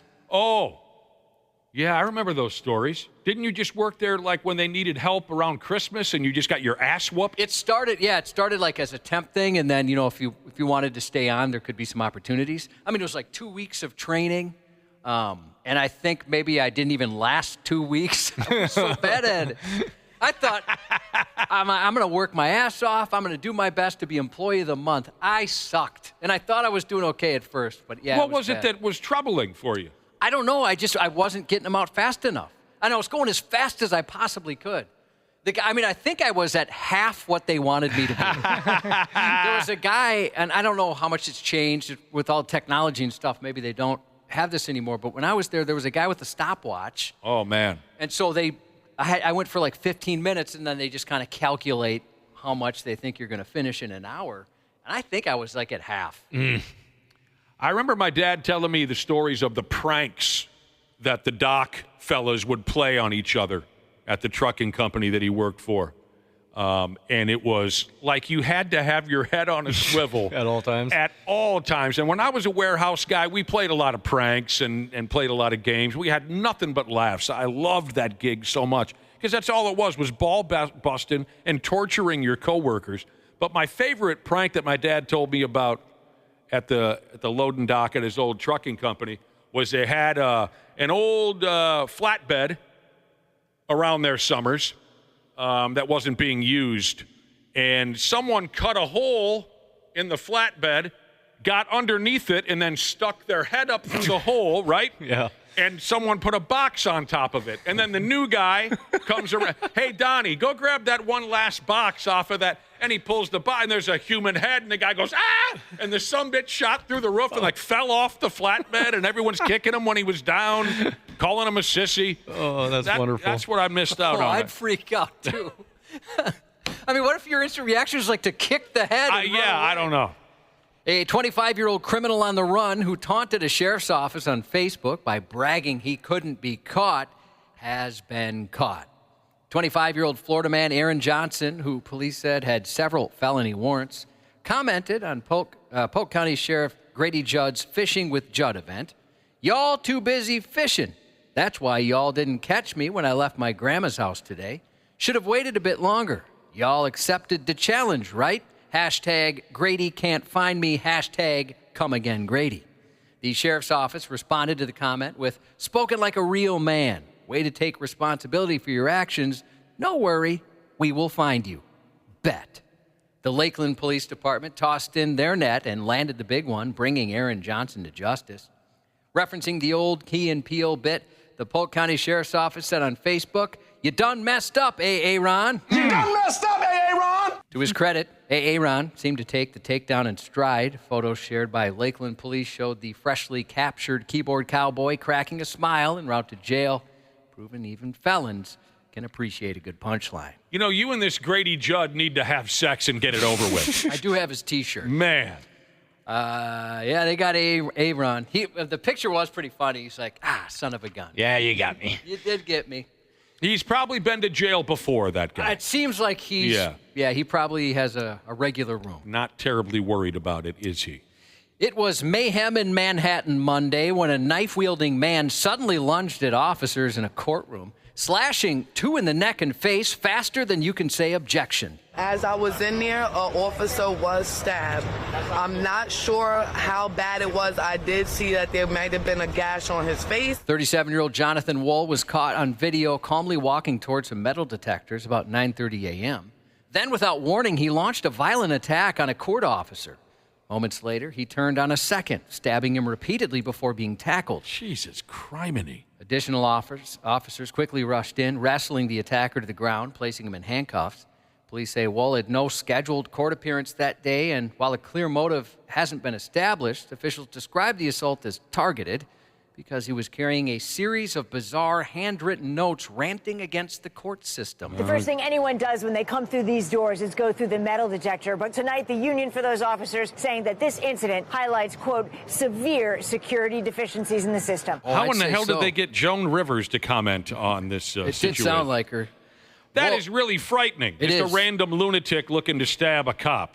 And they said they're lucky his weapon of choice was a curved blade. They said if it was not curved, if it was like a normal knife, they think these guys might not have made it. He's got a lengthy rap sheet, 18 prior arrests, 3 open criminal cases. He was already well known to court staff for disruptive behavior and frequent harassment of officers. Both injured cops may not have a future in modeling anymore, but they're expected to recover. F me. An elderly Long Island man tried to get out of a traffic ticket by claiming he's a retired FBI agent. I am an FBI agent. But he's not. One of my favorite bits. You know that. Oh, there's a ton. I was researching just how many there have been recently, and it's overwhelming. 84, claiming to be some sort of law enforcement. I love it. 84-year-old Earl Brummel. Was pulled over shortly before 10 a.m. May 22nd on a traffic violation. During the stop, Brummel boldly brandished a bogus badge and bragged about being a former Fed. But after a little digging, troopers discovered old Earl had never been employed by the FBI. That was an FIB. In fact, Earl was never employed as any law enforcement officer anywhere, ever. Yeah, Earl's never done dick with his life. That's why he's 84 years old, still walking around playing cop. The faux Fed was charged with first-degree criminal impersonation and the traffic violation he tried to get out of. This is a story of extravagant wills, magnificent whoopee, and significant wrinkles. Whoopee? The closest living relative of an 84-year-old Canadian widow who left her $1 million estate to a much younger man described as a professional companion and male escort. She did this just before her death. The family's been given the green light to challenge that will. According to the court, the widow first met the escort online and then in person several times over a 6-month period, during which she paid him for companionship and sex. Okay. A judge ruled the issue of possible undue influence should go to trial, citing the 54-year age gap and text messages suggesting a relationship that went beyond casual. Her family contends she lacked the mental capacity to make such significant decisions at that stage of life, and the judge believes they've got a point. The man whore, on the other hand, argues the widow was an independent woman who sought his company on her own terms. Yeah. He asked the court to dismiss the relative's claim, saying it lacked any legal basis. But the judge disagreed, finding there was enough evidence to take the case of wills, whoopee, and wrinkles to trial. I think the facts in this case are more unique than my usual cases, although it's not uncustomary to have somewhat dramatic facts. We kind of joke about how it's kind of like soap operas for the dead. If the challenge is successful, the woman's friends and family members could ultimately inherit the estate instead of the escort. So this lady wants to leave every dime she ever made to her professional F-buddy. Yeah. She took everyone else out of the will. He must have been really good at it. Yeah. I like that story. I'm rooting for the male prostitute on this one. I don't know about the rest of you. Well, he's got a chance. Yeah. Enough so that they're going to go to court. He'll dunk a good one on you. Dirk Nowitzki, 47 today. And before we go, a shout out to an incredibly brave little girl, Daisy. She's undergoing extensive surgery today, so we send you our best from the 93X Half-Assed Morning Show and also from Baked Bread Pimp Jesus. And that's 93X News. Randy Shaver. What the hell? I just saw your balls. They're hanging out. Oh, my God. Balls are disgusting. They're hideous. On the Half-Assed Morning Show. And a swing and a miss. The Rays win it as Fairbanks finishes it off with a strikeout. And what a comeback tonight by the Rays, defeating Baltimore 12-8 after trailing 8-0 when Baltimore scored all of their runs in the second inning. The Rays finish it off That guy sounds like he's struggling a little bit. Not only do we have Randy Shaver up in here. Hello, Randy. Good morning. But also his former co-worker, television star Janel Klein is in studio. Good morning, Janelle. Good morning, good morning. She finally tied the knot, right? Made it official. That's the way to do it. Yeah. I told her when she said she was beginning to see Jose Canseco again, I said, you two kids, don't you rush into anything. Right. And then she's supposed to be here Tuesday. She doesn't come in until Thursday, and now she's added Canseco to her list. Wow. Janelle, what's going on? I mean, I just wanted to stop living in sin. Of course. Living in sin. Let me tell you, you did the right thing. You made the right choice. Living in sin. In the eyes of the Lord. That really happened last night, Randy Shaver. The Tampa Bay Rays overcame I saw that. An 8-run deficit to beat the Baltimore Orioles 12-8. So that's the largest comeback in the big leagues this season. Tampa Bay tied the biggest comeback in their franchise history. The Orioles, it ended up being the largest blown lead for the Baltimore Orioles over the past 50 years. That's crazy. It sucks for the Orioles. I mean, they've had such a terrible year. So Baltimore had an 8-run second innings. They obviously led 8-0. Tampa kept chipping away and won the sumbitch. They got 3 in the third, 1 in the fourth, 4 in the fifth. That tied it, and then 4 in the seventh. Before last night, baseball teams were 0-134 when trailing by 8 or more runs at any point this season. That's the beauty of sports, man. When you think something can never be topped, it gets topped. It's just crazy. That's why we continue to put ourselves through the nonsense of watching live and televised sports. So there you go. What else is going on? All right, 6 losses in a row now for ugly the Twins.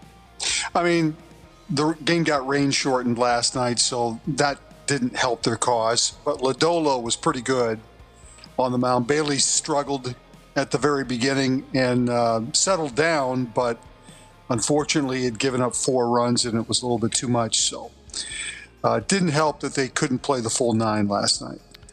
No, it didn't help. Byron Buxton led off the ball game doing the buck truck. He got the dong. Very first pitch, and you thought, okay, this could be something, but it turned out to be nothing. The two clubs wrap it up today with a day. I don't know where to go with this anymore. The two clubs wrap it up with a day game. Chris Paddock will start for the Twins today to try and do his part to end the losing streak. Twins are under 500, I think, for the first time since early May. They went on that 13-game winning streak to put themselves in a good spot, but they've basically given all that back now, having lost 6 in a row. So it's a struggle right now, but could be worse. You could be the Washington Nationals. They've lost 11 in a row. We'll get there. Yeah, the Twins might get there. They got a good start. Yeah. There's teams out there. I mean, the Nationals thought they were going to have a good season, and they've got some pieces, but the last 2 weeks have been absolutely ugly for them. So, and the only reason why I know that is I've got a couple of their pitchers sprinkled in some of my lineups. So, I'm watching the pain as it happens. Oh, your fantasy baseball team is suffering. Yes, I'm watching the pain as it happens. And hasn't Colorado won 4 or 5 in a row now? I think they are playing better baseball. I think they've been playing the Nationals. You're right. They've won 4 in a row. Yeah, that is correct, actually. They're 17-57. They're 40 games under 500. We're not even to the end of June. You got to start somewhere. And they're 28.5 games behind the Dodgers in the National League West. One of my best pals last weekend, he went to our nation's capital. I think it was some kind of a activity with his son, a school thing or something, end of school party or something. So he had to go to Washington, D.C. with his son. And the night before he left, I was asking him about it, and he said, "Oh, we're going to go watch a baseball game at the Nationals ballpark." And I said, "Well, that's cool, to see a game in some other club's park, and I hear they have a nice ballpark." And I said, "Who are they playing?" And he goes, "Just my friggin' luck, the Florida Marlins." Oh. I'm like, "Oh, no." But I think in that game, he saw like a 15-13 ball game, so there must have been some fun involved. People have been texting in about Ashley. We addressed it when we opened the show, but that's been a couple hours now. Ashley's not feeling well. She's out today again. She can't quite get herself back up to 100%.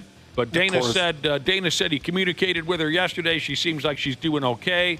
What did she do? What did she do? It was a picture that was sent to you? Yeah, her fiance sent me a photo, and she was laying in the bed, in the hospital bed. But in the classic Ashley fashion, whenever she takes pictures, she throws the deuces up or throws up the middle fingers. She's thrown the deuces up in the photo and had a big smile on her face. Okay, well, good. How is it, Janelle, that you and Ashley are friends? Because you would never throw up deuces at anybody.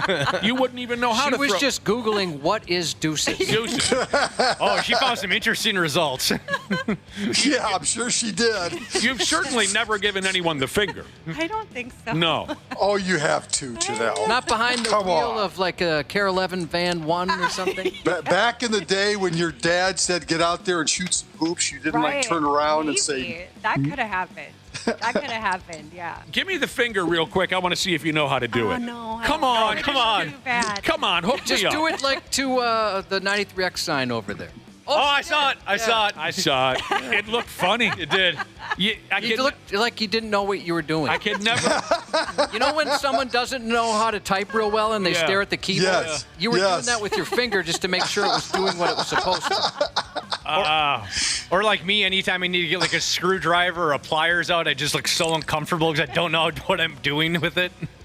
Dana, I bet, is not good with a tool belt around his waist. It's like if you asked Nick to pick something up at the vegetable section at a store. Yeah. A list of produce for Nick. I can't identify what I'm looking at. We covered that earlier, that I can't identify vegetables, fruits or vegetables, by sight. But Janelle, it looked anything, when you do anything negative, it just doesn't look natural. It doesn't look natural. But Ashley's got the attitude. Like, she can does. pull it off. And it's funny. She had a terrible upbringing. And the deuces, like, do that. Janelle, be like, what? Yeah, what do up? it. Do it. That looks terrible. Actually, that was better than I thought it was going to. No, that wouldn't.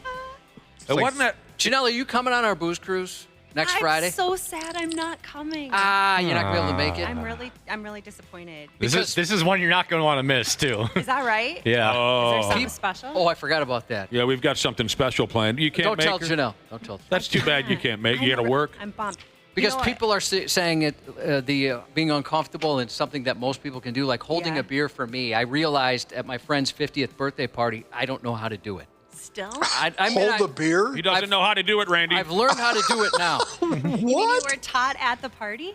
No, I had to ask my friends here afterwards when I realized I don't know how to hold the beer with looking cool. I didn't know how to. Okay. Of course, only you. Why do I sound like I'm a million miles away all of a sudden? Do you notice that? Did anyone notice that? No, you're fine. I sound a million miles away. You sound like you're sitting right next to me. Jesus. Hang on a second. It's your headphones. Okay. I think. Only you would even be concerned about something like that, Josh. Only you. I don't know why it popped into my head. Only you would be nerve-wracked and self-conscious and all that about how you're holding your beer, but that's just how you're wired, and we all know that. Oh, I'm just picturing that Josh now trying to hold a beer while wearing sunglasses. Oh, gosh. That'd be next level. Yeah, sunglasses don't work for me either. Are you saying now you're comfortable holding a beer? What were you saying? Oh, I'm certainly not comfortable. You're still but not comfortable. I'm more comfortable than I was. Okay. So we were going to see this on the booze cruise, or you are going to demonstrate Well, this? I would have held one for you just so you could critique. Growing up in Faribault, you know how to hold a beer. Oh gosh, Janelle should be able to teach you. She probably got straight A's in beer holding. Although there's usually one in each holder on the helmet, right? Right. She can carry a half barrel on one shoulder and a shotgun on the other, for Christ's sake. So you're out of town, you're working, or what's? Well, I mean, TMI for everyone, but I had eye surgery this week, and I have to go to the follow-up visit on that Friday out of town. You're having your eyes. Like not LASIK? I had LASIK like several years ago, and I just needed a touch-up, so that's what I did earlier this week. You know what I've heard? What? Once in a while, that kind of procedure gets botched, and then the eyes fall out. Well, yeah. It could happen. Yeah, so good luck. Well, that's too bad. You're going to miss it. I'm really disappointed. I mean, I really do love our booze cruises. They are fun. They're fun. That would have been perfect if the procedure had been the day before, so then you could come on the boat with an eye patch on, like a pirate patch. Totally. Yeah, Janelle comes in a full Jack Sparrow outfit. You want to hear a funny story? My brother went to prom with an eye patch because he got in a fist fight a few days before. I'm not kidding you. No. Because he had a black eye or because there was actually damage? I don't remember how bad the damage was, but it was enough to where the doctor said, you can't have this exposed. So he had to wear a friggin' eye patch to prom. Oh, my God. What a friggin' donkey. Well, that's too bad. That Janelle ain't going to make her. On the bright side, I can see again, so that's yes. good. Yeah. That is a bright side. We'd rather have you on the boat, Janelle. We'd rather have you blind, Janelle. I'm sorry. Blind and on the boat is better than you being able to see. Well, I'll tell you that is not the best news, but we understand. Tonight is the night the Oklahoma City Thunder fans have been dreaming about. I've been dreading it. With a win tonight in Indianapolis over the Pacers, the Thunders can claim their very first world title, at least their first since moving to Oklahoma.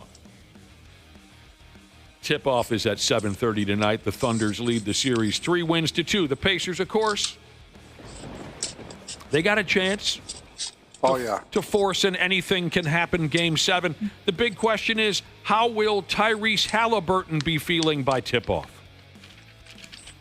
Well, that's the wild card in this whole thing. He's injured. If he can play. He's got this bad calf injury, and it's been bothering him throughout the series. He's played with it, but he hasn't been, at least in the last game, he certainly wasn't 100%.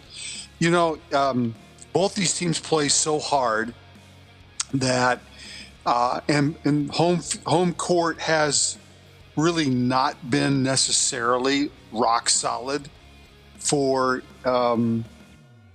Indiana. It really has for OKC, but really hasn't been for Indiana. I really think OKC wins this thing tonight. I think they put it away. Oh, shut up. I just don't. I don't think they want to risk playing a Game 7. I don't know. I just think OKC wins it tonight. Here's the thing about Halliburton. And you know what? Just put the NBA out of their misery and win it tonight. And let's get it over with. Let's all move on. Yeah. Halliburton, one of his calves gave way on him. I would think he'd have to be on life support not to take the floor tonight. Oh, he'll play. There's no doubt. Right. And if he does, hopefully he's able to contribute offensively way more than he did in Game 5. If not, play the hell out of that T.J. McConnell kid. Exactly. Mm-hmm. Stop effing around with an injured player. I know he's your star player, but if he's hurt, he's hurt, and let McConnell play. And that is the beauty of what Indiana or OKC can do. Even if they've got injuries, they're deep enough that, yeah, you're going to lose a little bit, but you're not going to lose that much by playing guys like that or playing Mathurin they've got guys that can play. So, again, I've just been astonished at the way both teams have played, how hard they've played baseline to baseline. It's just not in the half court. It's been full court this entire series. And that, think about it. They played 100 basketball games since October. It's not an easy thing, obviously. But I have a feeling this thing's going to be over tonight. All right. By the way, back to Halliburton. We all know there are a lot of great legal and illegal drugs they can shoot into his calf if they want to. He'll be out there. It's just a matter of... Yeah, he'll play. So what did we already hear this? I'm asking you, did we already... I don't think we heard this. Well, no, okay. Part of it we did, part of it we have not. we already know that the Durantula isn't interested in playing for the Wolves. Or at least that's what he wants us all to believe. Not long term, yes. At least that's what he wants us all to believe, not long term. But anyway, here's what I heard the Wolves offered the Phoenix Suns. The latest offer that I heard about. It was going to be a 3-team deal with Brooklyn. Now, I don't have all of what the Wolves would get in return, outside of the obvious, Kevin Durant. But the deal included the Wolves saying adios to Rudy Gobert, Dante DiVincenzo, Rob Dillingham, Terrence Shannon Jr., as well as the number 17 overall pick in this year's draft. Dude. No. That's a no. That is not happening. If that was actually on the table, I would be running to the phone if I was the other GM. And what do they get in return? Like I said, I don't know all of what the Wolves would get in return other than the Durantula. Why doesn't he want to come here? Well, he doesn't want to play here long term. Probably because of the weather. Yeah, I think the other places he's chosen, I think are places he'd rather live that also have a roster that can win. Miami, Houston, and San Antonio. Well, Houston or am I missing one? No, you're right. Okay. Both of those. Both Houston and San Antonio are super interesting because I just read an article last night that if Milwaukee decides to trade Giannis, which is a possibility for sure, those two teams, Houston and San Antonio, are lined up to make incredible offers that Durantula may not end up in either of those places. I mean, he may be second in line to a deal for Giannis. I mean, Milwaukee's got to figure out, because Lillard's out next year, with the Achilles. They've got to decide, what is our window here to actually, do we build around Giannis with limited resources because they've got a big salary issue, or do they unload him and basically start over? And that's a real possibility. And they'll get a haul for him, obviously, and they'll be able to find young players and rebuild. So I don't think Durantula, at least from what I read last night, he may not be the number one choice of either of those franchises based on, the possibility that Giannis could be dealt. Okay, sure. Here's a listener who says, Kevin Durant has 0.2% body fat. He would freeze to death here even if he looked outside during the winter. Yeah. Janelle, if you've been all over the world, skis, where would you go if you had to choose between Miami, San Antonio, and Houston, Texas? Oh, Miami. By yeah? far. Yeah. You been down to the beaches there?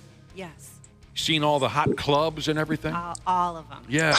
I'd love to go to Texas. I don't know a lot about the difference between those two cities, but I just wanted to go to Texas. This is random, but so I remember years ago my dad telling me this story, and Randy, you'll remember this, and you guys might too, but this guy, I don't remember what his last name was, but Disco Darren, that didn't want to come to the Vikings because he just didn't think Minneapolis was cool enough.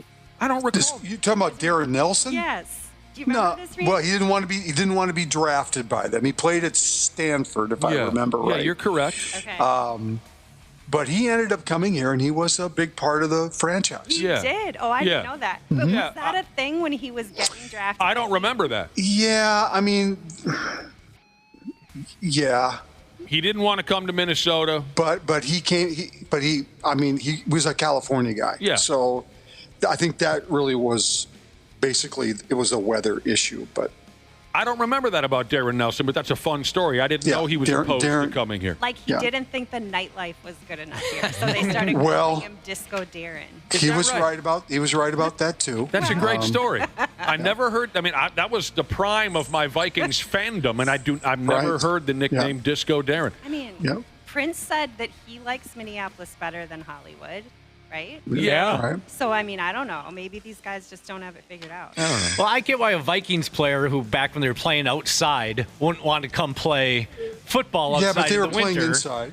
Yeah. Oh, okay. But I'm talking like back in the day, or if you're going to Green Bay, you have to play outside. Basketball players, you're shuffled around everywhere.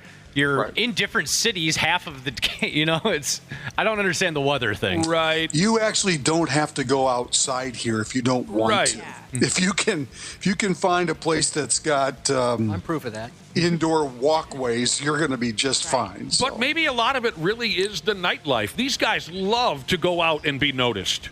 Sure. And they love when not only they're noticed, but they can also hobnob with other big shots. I think that is a bigger factor than a lot of us assume. So that's why they love New York City, L.A., and Miami so much. That said, I can think of many other cities that are way worse than Minneapolis. Yeah. Like, how do you want to be in Memphis? Salt Lake City, Salt Lake Memphis. City, right. Salt Lake City. Milwaukee, for Christ's Right. sake. A lot of people are texting in saying Durant wants to go someplace without income taxes. He's got $400 million. Come on. Do you think he's really worried about income taxes? Supposedly, somebody sent an article saying that that's kind of a thing that these guys are thinking of, and then they don't have to get paid as much. It makes sense. Wait till there's a team in Nevada. Wait till there's an NBA team in Vegas. They'll all want to play in Vegas. Mean, everyone's different with their money. There's no doubt about that. Some people are tight as a drum. Others are willy-nilly, even if they don't have a pot to piss in. All I'm saying is, me personally, if I had $400 million or whatever Kevin Durant has accrued over his career, I wouldn't give two pumps about income tax. Well, yeah, but you might, though, if you I'm telling you, personally, I would not, Randy Schaefer. Well, they're a little different, though. But if you're looking at income tax, if you're looking at income tax from Minnesota compared to zero in Texas I'm and just telling you, Randy, it would never Florida. enter my mind. Yeah, but here's the thing with Durant, and I'm sure he wants to win a championship. I'm sure it's something that's important to him. But he also knows that his window of making the big money or finishing his career making big money is now. And so maybe this is a big issue for him. Maybe playing somewhere where there isn't income tax is more important to him because he knows that the gravy train's about to end here in the next couple of years. Who knows what the hell his major motivation is. I can tell you one quick story about Darren Nelson back when he was a starting running back for the Minnesota Vikings. This is when I think we were 10th graders. We did upset him quite a bit once at the Ridgedale shopping mall. Because me and my bros were walking out the mall, and we see Darren Nelson walking towards us with Chris Dolman, who was an outstanding defensive end for the Vikings at the time. Late, great Chris Dolman. And we absolutely knew who both of them were. It was just a natural reaction. We all rushed up to Chris Dolman. Not one of us rushed up to Darren Nelson to say, hey, man, you're Darren Nelson. We all went straight for Chris Dolman, and I could read it on Darren Nelson's face. He was thinking, you little douchebags. Because we all just said, oh, my damn, it's Chris. We didn't say a word about Disco Darren. By the way, back to Miami. Yeah. Janelle, did you ever go spend any time at that naked Halloween setup they got down there? I don't know what that is. Naked Halloween? Yeah. A friend of mine, it's the Florida Keys. Have you been to the Florida Keys? Yeah, I've been to the Keys. Okay. Didn't you know that everyone gets naked on Halloween? I had no idea. A friend of mine's been down there a couple times for Halloween. They just love Florida. They love the Florida Keys. And they tried it a couple times on Halloween. And I guess they have the biggest Halloween party this side of Anoka. And just nobody wears any friggin' clothes. So my buddy takes his wife down there, and it's just wall-to-wall 22-year-old girls who are basically nude. He came back home to Minnesota with bruises on his friggin' face because his wife kept cracking him in the face. And he's like, what am I supposed to do? They're all naked. Stop hitting me. Wow. Swamp Stomping Jesus wants to know if Darren Nelson's related to Julie Nelson. No. I didn't know. Yeah. No. Although she does love discos also. Is she a disco dancer? Yeah, that is true. Yeah. The Buss family has agreed to sell a majority stake in the Los Angeles Lakers to some hard-on named Mark Walter, who's the primary owner of the Los Angeles Dodgers. So that's a big thing, isn't it, Randy? I have something in common with Mark Walter. You're a hard-on, too? Mark Walter went to my high school. No way. He went to Cedar Rapids Jefferson High School. F me. How about that? Are you guys around? That's the only thing I have in common. Were you guys friends? Yeah, are you around the same age? Oh no, he's younger than I am, I think. Oh. Yeah. Fantasy Fest is what they call it in Florida, in the Florida Keys. A couple of our listeners know about Fantasy Fest is what they call it, where everyone's nude. Okay, so the Buss family's owned the Lakers since 1979. Jerry Buss, he's dead. His kids took it over, specifically his daughter, Jeannie. But now they're going to give it up, at least the majority percentage of the ownership to this guy. He has had a minority stake in the team with a right of, I guess, refusal or whatever to buy the majority whenever it was available. So he's been waiting, and he owns the Dodgers. I mean, he's got his hands in a lot of different sports teams, but he's been waiting for the Lakers to for the Buss family to make a decision about this. And so it's not like it's a surprise that he's the guy. He has been the first in line to have the opportunity to buy the majority stake. That HBO show, again, Showtime, is that what it was called? Yep. Now, why did that fold again? Because HBO thought it sucked or what? I don't remember. Nobody really came back for the second season. It kind of did. It kind of did suck, to be honest with you. I mean, it was silly. It was over the top. Yeah, it was too much. And Jerry West hated the depiction of him. Yeah, Yes, he did. So really, it was because no one watched the second season, so they just cut it off. It costs a lot of money to make. You know, it's a lot of production there, and when no one's watching it, then they just kind of decide to cut their losses on it. What do you mean? It wasn't already made? What are you talking about? They're making it week by week? But to make a third season. You know, to go ahead and make another fresh batch of 12 episodes. But I thought they cut it off before the season even ended. Whatever. I think they did 2 full seasons. Whatever. You answered my question. The ratings suck. Is that what you're saying? Okay. Yeah. Did you guys watch Running Point, though? The one that was supposed to be based on Never them? saw it. Yeah. Yeah. I mean, I don't know how true to life it is. It's supposed to be based on what? That was pretty funny. Yeah, it was on the Lakers, on the Buss family. And, Oh. like, Kate Hudson is supposed to be Jeannie Buss. And, Oh. Yeah, it's kind of good. Oh, my wife was watching one or two episodes. Oh, I saw that show that you're talking about, Janelle. Yeah. That was cute. I didn't stick around to see much of it. I mean, I'll always stick around for a couple minutes when Kate Hudson is on my television. But I just want to say that might be the first time I've ever seen a show that you haven't. yeah. True. In the history of our friendship. Yeah, was this a work thing, or did you watch that on your own? I think I was trapped on an airplane. Well, try going against Dana or Josh or Ashley. God. Oh, no. I mean, I never watch television programs, yet I've still seen more than you have. That's so true. You mentioned the WNBA brawl yesterday. Yes. That involved Caitlin Clark. Involved Caitlin Clark of the Indiana Fevers, and I didn't know about it until you guys brought it up yesterday. I watched the video. It was a lot of fun. So here's the latest. Caitlin Clark's teammate, a gal by the name of Sophie Cunningham, because she defended Caitlin Clark in this scrap, she's become so popular now that her jersey has sold smooth out. She was ejected from that ball game with all the punching and the shoving, and now she's become a cult hero. And she's cute as a damn button, too. Oh, I'd say. So, bingo, just like that, all of her jerseys have sold out. And no suspensions from that fight, which makes sense to me. The WNBA sitting around going, hey, everybody, society finally cares about us, you know? Yeah. We're finally getting the attention that we deserve. We don't need to suspend or fine anybody. This is great. These are the good days. You know what I mean? We don't care if they love the fighting or the, you know what I'm saying? Yeah, it's getting people interested, getting people talking about it. Why would you punish players that are getting people to finally? I mean, if every game turns into UFC, they might need to, dial it back a little bit, but I don't think that'll be the case. You know, this crap happens so regularly, Randy Shaver, Janel Klein, Janel Canseco Klein. This crap happens so regularly. Sometimes I think the young fellas do it on purpose for attention. Okay, first here, Cleveland Browns quarterback Shedeur Sanders was ticketed in his motor vehicle for driving 101 miles per hour in a 60-mile-per-hour zone at 1 o'clock in the morning. And then Memphis Grizzlies center Zach Edey, you rang.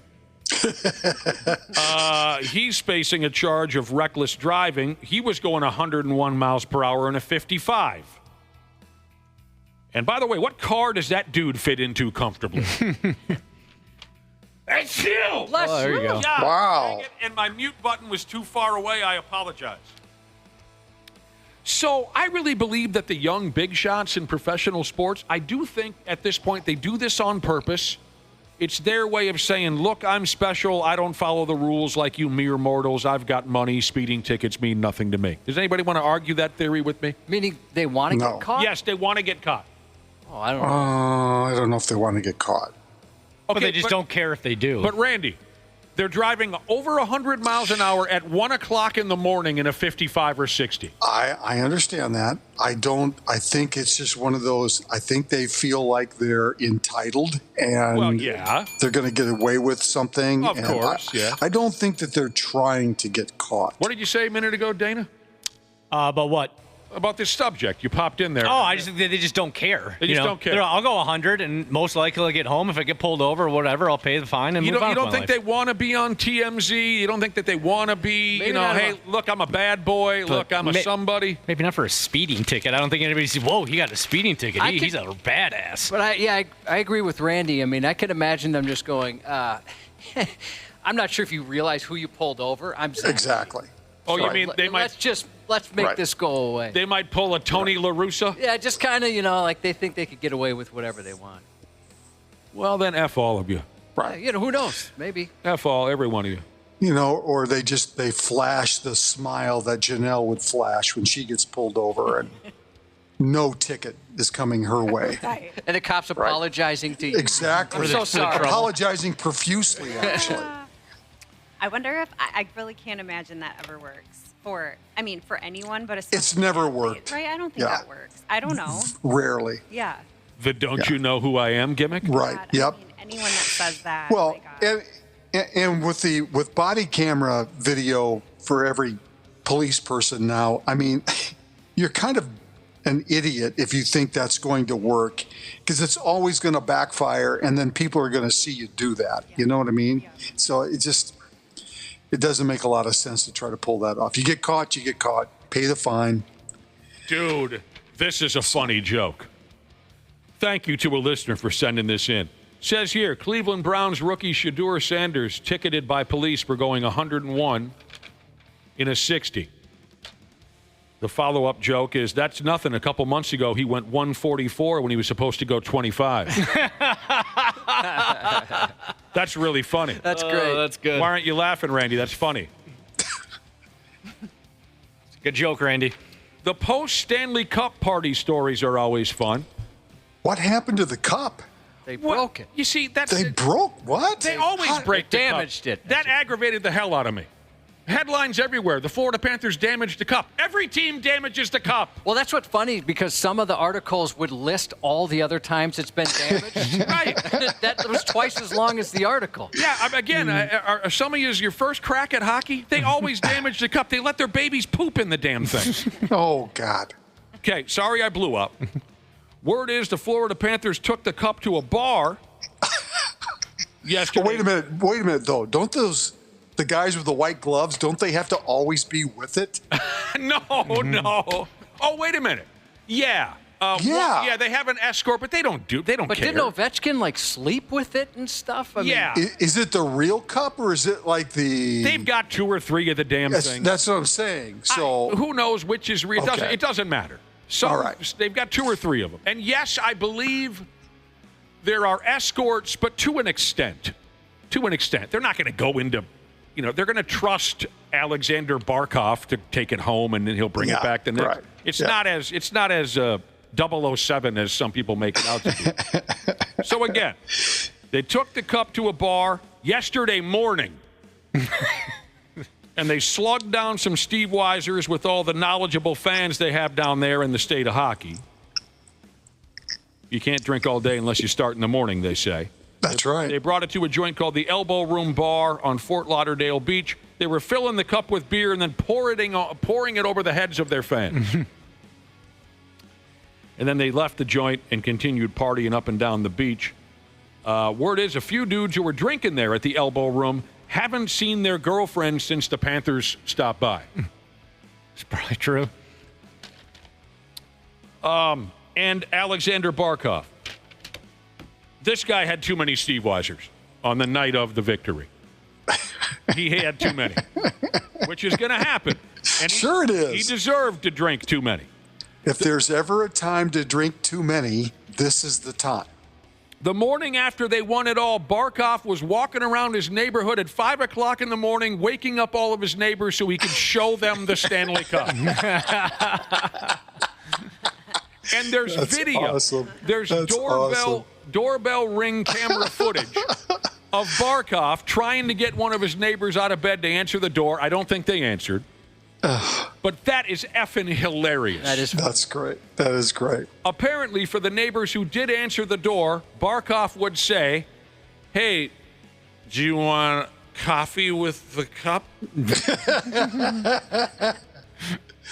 5 a.m. This guy's ringing doorbell. Oh, man, that's awesome. Frickin'. Further hockey stuff. Sam Reinert of the Panthers. Yeah. Who scored 2 goals in the clinching game, 4 if you count empty net goals, and you shouldn't. Fans even drove to his house and threw their hats on his lawn. That's cool. That's kind of creepy, but great. Yes. At the same time. Fun, but concerning at the same time. Yes, because people know where I live, kind of a thing. Yes. Yeah. Yeah. Hey, just here to congratulate you for the.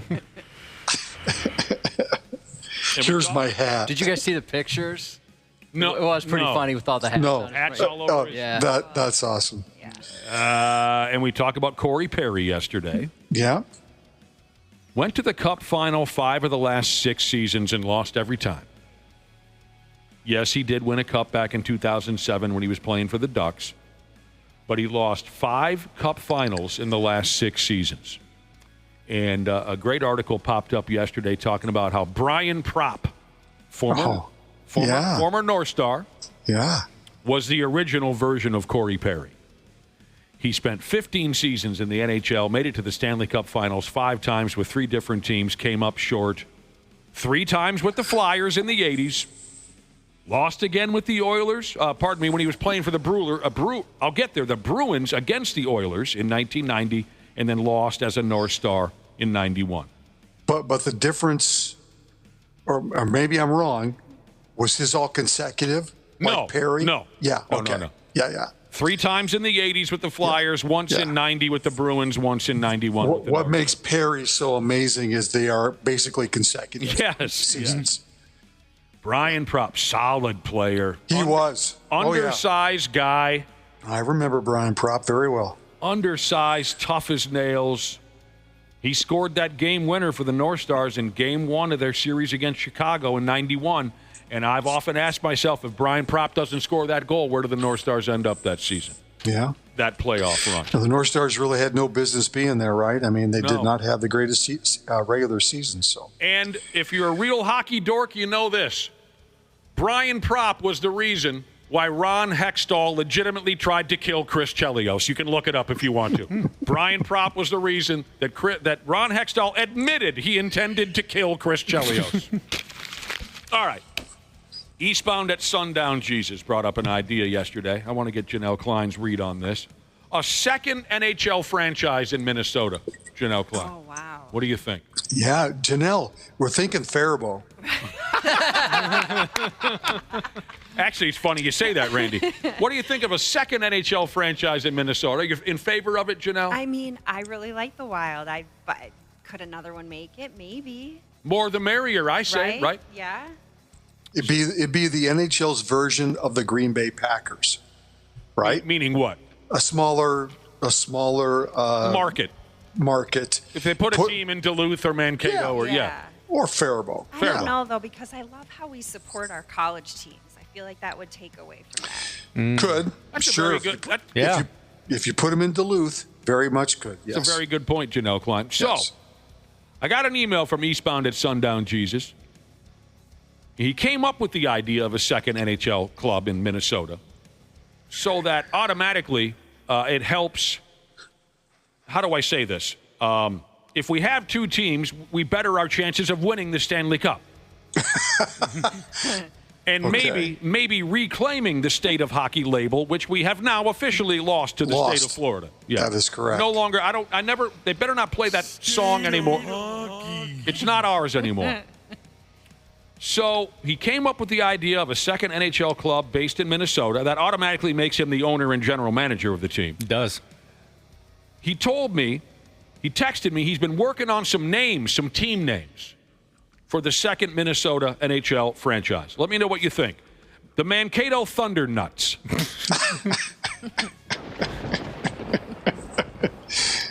The Andover and over agains.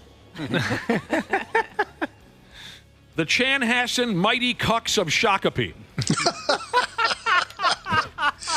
That's a deep joke, but very good. The Mille Lacs Zebra Mussels.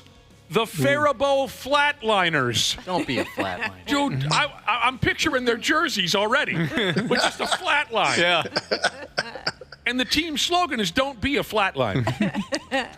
The East Bethel 65ers. That's very clever, because it's Highway 65 that runs. Sure. The East Bethel. How do you say this, Josh? The Bidet Makaska? Yes. Yeah. The Bidet Makaska Hockey Club. The Coon Rapids Baby Daddies. There's one team name here if the team was based in Anoka, but I can't say it on the radio. The Stillwater D-Dubs or the Medina Janie Laners. Very good. Brilliant. Those are all good. Yeah. Yeah. All good. If he'd be kind enough to make me assistant GM of the club, I'd like to add a couple more ideas. At least just for the live game experiences side of things. Let's say we end up in Faribault. We're the Flatliners. And I can make some rules as the assistant GM. No one under 21 allowed at any home game. If you're a kid, you want to see hockey, go to a Wild game. At the Flatliners games, no one under 21 is allowed. No silly songs or made-up slogans. Beer and hot dogs are $1 each. Nice. Fans who yell shoot or... If you yell shoot or if you yell, you're on the power play, you're banned from the arena for an entire calendar year. And then there'll be rules that our players must follow. No half shields, and scoring an empty net goal results in a 3-game suspension by the team. I think this idea shows great promise. What do you think? All legitimate rules.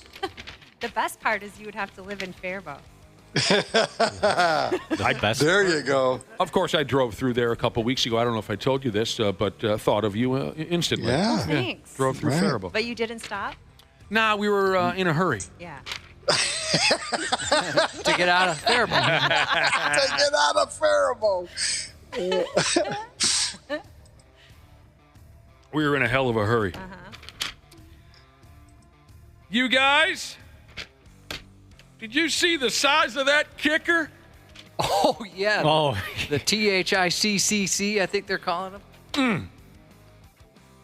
A playoff of the documentary Young Guns right there for you Young Guns fans. You see the size of that chicken? Kicker Manny Higuera. Boy, he's a triple XL size sumbitch, isn't he, Josh? Yeah, it's odd. Do we have videos of this guy up on our website? We don't have a website lady this week, unfortunately. Okay. Well, then you got to look this guy up. He plays in something called the Arena Football 1 League. I don't know what that is, but I think I can piece it together. He's 5'5", 285 pounds, they say. He looks bigger than that. I totally agree. That seems a little light. He plays for the Washington Wolfpack of the Arena Football 1 League. They don't kick field goals, they allow drop kicks. So some videos cut loose on the internet of this big character dumping drop kicks out there on the field. And it's just something to see. The guy's the size of a house. Oh, and then the one play that really grabbed everyone's attention is he attempted a drop kick and he missed, and then the ball is live, and so he's attempting to run around the ball field and do something. Oh, no. And someone just dumped him right on the side of his head. Oh, yeah, he was blindsided. So if you want to look him up, Randy Shaver, Manny Higuera, of the Washington Wolfpack. He played college ball. Oh, I guess it wasn't major college. He kicked field goals for Arizona Christian University. I don't remember seeing them in any bowl games lately. He does hold the school record there with a 49-yard field goal he made a few years ago. Big guy playing football. Good for him. He's still getting around out there. Look him up if you have a... I see him. Yeah. Yeah. What do you think? You ever seen a guy that big playing football? Well, yeah, but... Oh, sure. Playing football, for sure. A punter or kicker? Oh, I guess I should have meant... Well, I mean... Does he play another position and just punts along just to help the team? They don't say anything about another position. I think what makes him look more silly is he's wearing shorts. Yeah. Like, I bet if he had the pants on, it wouldn't be as silly. Of course, I should have put my question a different way. Well, have you ever seen anyone that out of shape playing football? Sure. I have, actually. Oh. Yes. Oh, okay. Finally, this Jair Alexander guy that... yeah, we thought might show up here. Everyone was touching themselves over this guy playing for the... Now he's going to go play for the Baltimore... Ravens. They have a great secondary when you add him. Because we don't have enough discos. That's true. You know what, Janelle? You're absolutely correct. And the income tax is way too high. Right. Did this Jair Alexander say no to us because of our lack of nightlife? I think so. Yeah. What? That's what we're going with. That's the story we're going That'd with. be a draw for me, personally. Yeah, right. Cubby don't need no nightlife. Nah, you don't even need it downtown. I'm fine. Hey, let's go downtown. Can't. Why? Doesn't exist. We got no downtown. I want it as rural as you can get. Yeah. Again, back to your world travels, Janel Klein. Mm-hmm. Give me a city where when you visited it and you stepped outside, you looked around and you said, wow, really nothing happens here. You know what I mean? Like you went out, maybe you went out and you said, wow, this place like really sucks. There's really nothing going on here. I'm sure there's been plenty. I can give you one. Give us one. Cedar Rapids, Faribault? Cedar Rapids, baby. Well, again, I'm having trouble. Maybe again, I need to ask my question a little differently. It had potential, like it. Of course, we could all sit here and say, Delano or something. Yeah. Sure. A major city, which maybe should be able to produce a little more action, but when you went out, you said, okay, this place sucks. Well, I don't know how it is anymore, but I remember several years back going to Detroit a lot. Oh, yeah. To cover the Vikings or football, and there was nothing happening. But it's changed. I think it's better now. It's way better now. Yeah. That's an answer I hear a lot. Yeah. About. Well, in the fact when the Vikings used to play Detroit, they played outside the city, and I'm not going to remember the name of the suburb, the old dome that they used to play in, and there was really nothing out there. Now they play downtown in Detroit, and it's much different. What was the name of the stadium? Silverdome. Silverdome. The Silverdome, yes. yeah. When they played in the Silverdome. In Pontiac. Oh my God. In Pontiac, Michigan. There was nothing out there. No, it was nothing. It's kind of fascinating. If you Google the Silverdome, before they tore it down, they had just kind of abandoned the place. The roof ripped off from a storm, so it was just getting water poured in there. Yeah. And urban explorers would go through it and post photos of just this, decaying stadium that used to hold huge, massive events. Right. Just kind of eerie. I'll tell you my answer, Janelle, and it might offend you a little bit. I was completely thrown, underwhelmed, and disappointed the first time I went to Madison. Really? I had heard so many stories that this is just the place, and it was just. I can see how you'd feel that way. And I was still young, and of course, so I'm looking for foxy ladies, and we did not encounter one foxy lady. What? And all of us kept sitting around at the bars. We were popping in out of every bar. We tried everything, Janelle. We did. Yeah. We kept saying, man, if we were at the U of M right now, we would have fallen in love at least 300 times each already, and it hasn't happened once here in Madison. Were you there in the summer? No, it was a fall. It was a football game. Madison, University of Wisconsin against Indiana. What's his nuts? Scored like 11 touchdowns. Antoine Randall L. Oh, yeah, Indiana. The weekend we were telling the Wisconsin people they should change their stadium to Antoine Randall L. Stadium instead of Camp Ranton. You know the joke. Yeah. Janelle, I'm sorry, but it went nowhere. I feel like we should go back. All right, I'd love to. Let's go. Let's go to Mifflin this year. There you The Mifflin block party. I don't know what that means. It's just a big, everybody just goes this one block and everybody gets hammered. I saw a lot of foxy ladies in Madison. I was only there once. I never had an issue. We couldn't believe it. Must have been an off night. Maybe it was us. We got to get going. The 93X Half-Assed Morning Show.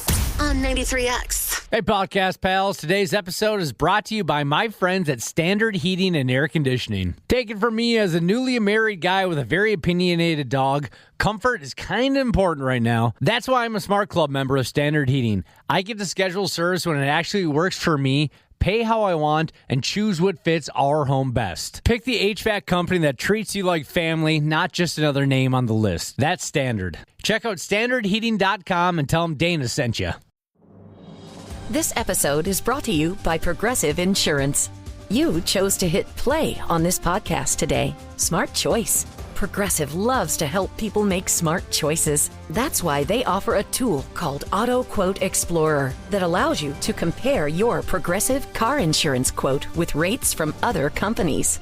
So you save time on the research and can enjoy savings when you choose the best rate for you. Give it a try after this episode at Progressive.com. Progressive Casualty Insurance Company and Affiliates. Not available in all states or situations. Prices vary based on how you buy. The United States Soccer Federation presents the U.S. Soccer Podcast. Inside the opening 45 seconds. What a goal! Jack McGlynn with that cannon of a left foot. Never miss a game. What a start for the United States. Shot for distance. What a goal! Never miss a moment. Exquisite from the San Diegan. Can he finish? Yes, he can. Yeah! The U.S. Soccer Podcast. Follow and listen on your favorite platform. And now, Carol Evans, Janel Klein, sponsored by Luther Bloomington Kia. All right. Welcome back to the show as we've built our way all the way up to 8:34 already on the 93X Half-Assed Morning Show. Janel Klein is here. She is. It's almost like we've been in Madison, Wisconsin here. We haven't seen a pretty girl in forever. Ashley's right. Ashley's out sick. So thanks for popping by, Jungle Jane. Of course. Really appreciate you. A lot of broken hearts when you dumped the news on us earlier that you will not be able to join us on our Independence Day boat ride. I mean, including mine. I'm very sad. But there's a couple of people that said they've taken their tickets and burned them. They don't care anymore. Tearing them up, throwing them. F it. F it then. Interested. I'm out. Well, with Janelle not going, I now know what I'm wearing. I'm going to have to break out my sorry Janelle's not here. She wishes she was. She says hello shirt. So I don't have to just constantly answer, hey, where's Janelle? Why isn't Janelle here? No Jungle Jane, boys, so you don't have to suck in your gut this time around when she walks by. It's Janelle. Skip the spray tan. Just show up as is. You know what we covered earlier this week with Ashley being out? We talked a little bro code, you know. Okay. We did. Is there any girl code you subscribe to, or talk to us about girl code? Gosh. I don't know. I just think girl code is always be nice to other women, right? Yeah. Well, I don't know. Jesus, I don't see that followed terribly often. No. Well, face to face, maybe. Boy, that's being broken. Or look out for each other. I mean, I would be nice to. You should be nice to everyone, but I think especially that. I think when the chips are down, gals look out for each other. But don't ask them to always say nice things about each other. You know what I'm saying? Yeah.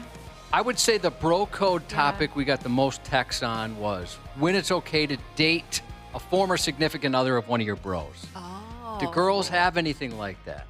I don't know that there's a code. I personally would feel really weird about that. I just think that's weird. There's so many people out there. Why would you even go down that road? What if somebody, like one of your better friends, started dating somebody you were with, let's say, for a couple of years? Jose Canseco, for example. Right. I mean, Jose's gonna Jose. You can't tame that beast. I've always said that. There ain't a damn thing you can do about it. All right, so he's a bad example. Right. I don't know that I don't know. I've never had that happen. Maybe it would be hard, but I just don't know. I couldn't do it, but if someone else did, maybe I'd be fine with it. But yeah, there's nothing that's just well known amongst you and your group so. of friends. Not in my group of friends. So you can't think of any specific girl code that is discussed when we're not looking, when we dudes aren't looking. That's fine. That's fine. think so. Okay. What about talking about your? Well, you're the wrong person to ask. If Ashley was here, I'd ask talking about the bedroom stuff. Oh, they I've heard girls do that more than guys do. Josh, I'm sorry to tell you, but they talk about every single detail. That's what I've heard. Yes. Like even anatomically. It's almost as if all of your wife's friends have had sex with you. She gives out that great a detail when the conversation is brought up. I'm sorry to tell you that. I've heard. Yeah. I've heard that. I mean, Janelle, I don't know if you want to comment on that. I have never had that happen. You've never had a girl? Any of my friends. Really? No. They didn't talk about their man friend's performance in the sack? Never. Size? Never, no. So maybe that's just in TV and movies. Maybe the sisterhood can check in on this, because other women say what they think. I'd always heard that I've had girls say, dudes, that's nothing. The locker room talk, ladies talk about absolutely everything. Okay, so Janelle and I have conflicting views on it. But here's what you have to do, Josh. Consider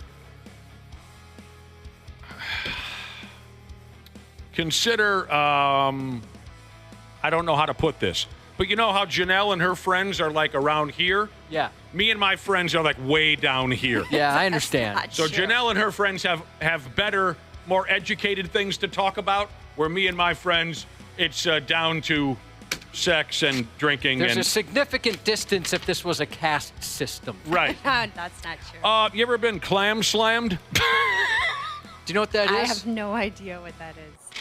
You know what a C block is? When a guy gets C blocked? Oh, yeah. Uh-huh. The girl version is clam slammed. Oh, I've never heard of that.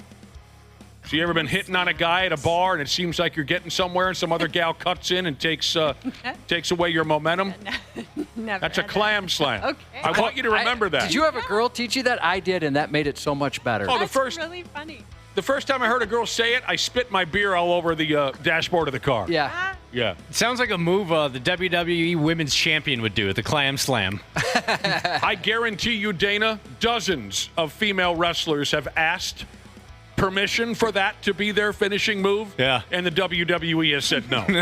Because how perfect is that? Yeah, like it's you so said. good. All right, so do girls talk about sex explicitly with their girlfriends? Vertically Challenged Jesus says, we discuss everything, all caps. Maybe. That's They what do. I'd always heard. They do. Maybe I'm the weirdo. This person says, my wife and her friends aren't shy about telling each other details. Josh, tell Janelle who the weird one is. You're the weird. I'm the weird one. The great majority of women talk about all the details. They do. Okay, so we were talking bro code, but now that we have a young lady in studio, we got to broaden our horizons a little bit. This is kind of dramatic, if you ask me. 15 simple rules to follow that experts say will help lead a successful life. Okay. I'll give it a shot, I guess. Let's see who's been on their best behavior. 15 simple rules to follow that experts say, experts in what, I have no idea, will help you lead a successful life. Jesus, Paul, if I would have known it was so simple, Josh, I would have had this printed out 35 years ago. Yeah. Never shake hands while sitting down. Always stand up to shake hands. Now, I knew that was a rule. Did you guys know that was a thing? I was taught that by my grandpa at an early age. Yes, I was taught when you shake someone's hand, you get up on your damn feet. I was never taught, but it just seems like the right thing to do. Now, right away, I'm wondering, how does that lead to a successful life? I don't know. Maybe there was a different way to put this, but making a connection with someone. We'll just go ahead anyway. But yes, don't ever shake hands while sitting down. It's kind of, I think of it as kind of disrespectful. You can't stand up. You got something wrong with you? Never talk bad about the food when you're a guest in somebody's home. I would never do that. Well, you've done that. I have? Yeah, you just told the story about ripping on your guy's brats. Oh, okay. Okay, I have done that. And I thought there was another But time, that was a buddy of mine, like a lifelong buddy of mine. If Janelle, I don't know your family at all. Yeah. If Janelle invited me over to her family dinner, there's not a chance in hell I would say anything bad to your family. Well, about, that's different, I think. Yeah. So I think, does that let me off the hook? Yes, one time I told my buddy his brat sucked, but he was a lifelong buddy of mine. I wouldn't do that to somebody. I do have a good story, though. Many years ago, I was living with two guys, Donnie and Ronnie. Donnie brought his girlfriend over to cook us all dinner. And Donnie was very proud of this, that his girlfriend was going to come over and, she's going to make us dinner. And we were three single guys living together. We never had dinner. I told you before, I don't ever remember running the dishwasher once. I don't ever remember using a plate once in that house. All we ate was pizza and sandwiches from Subway. You know what I'm talking about? Yeah. So someone coming over going to use real dishes and make us dinner. We were like, okay, cool.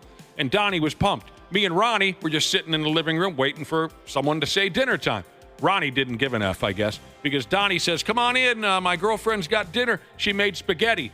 And Ronnie looks into the big pot of spaghetti and goes, are those onions in there? And the girlfriend says, yes. And she was like kind of like a proud face. Mm-hmm. And Ronnie goes, yuck. Onions? And the look on her face completely changed. Classless.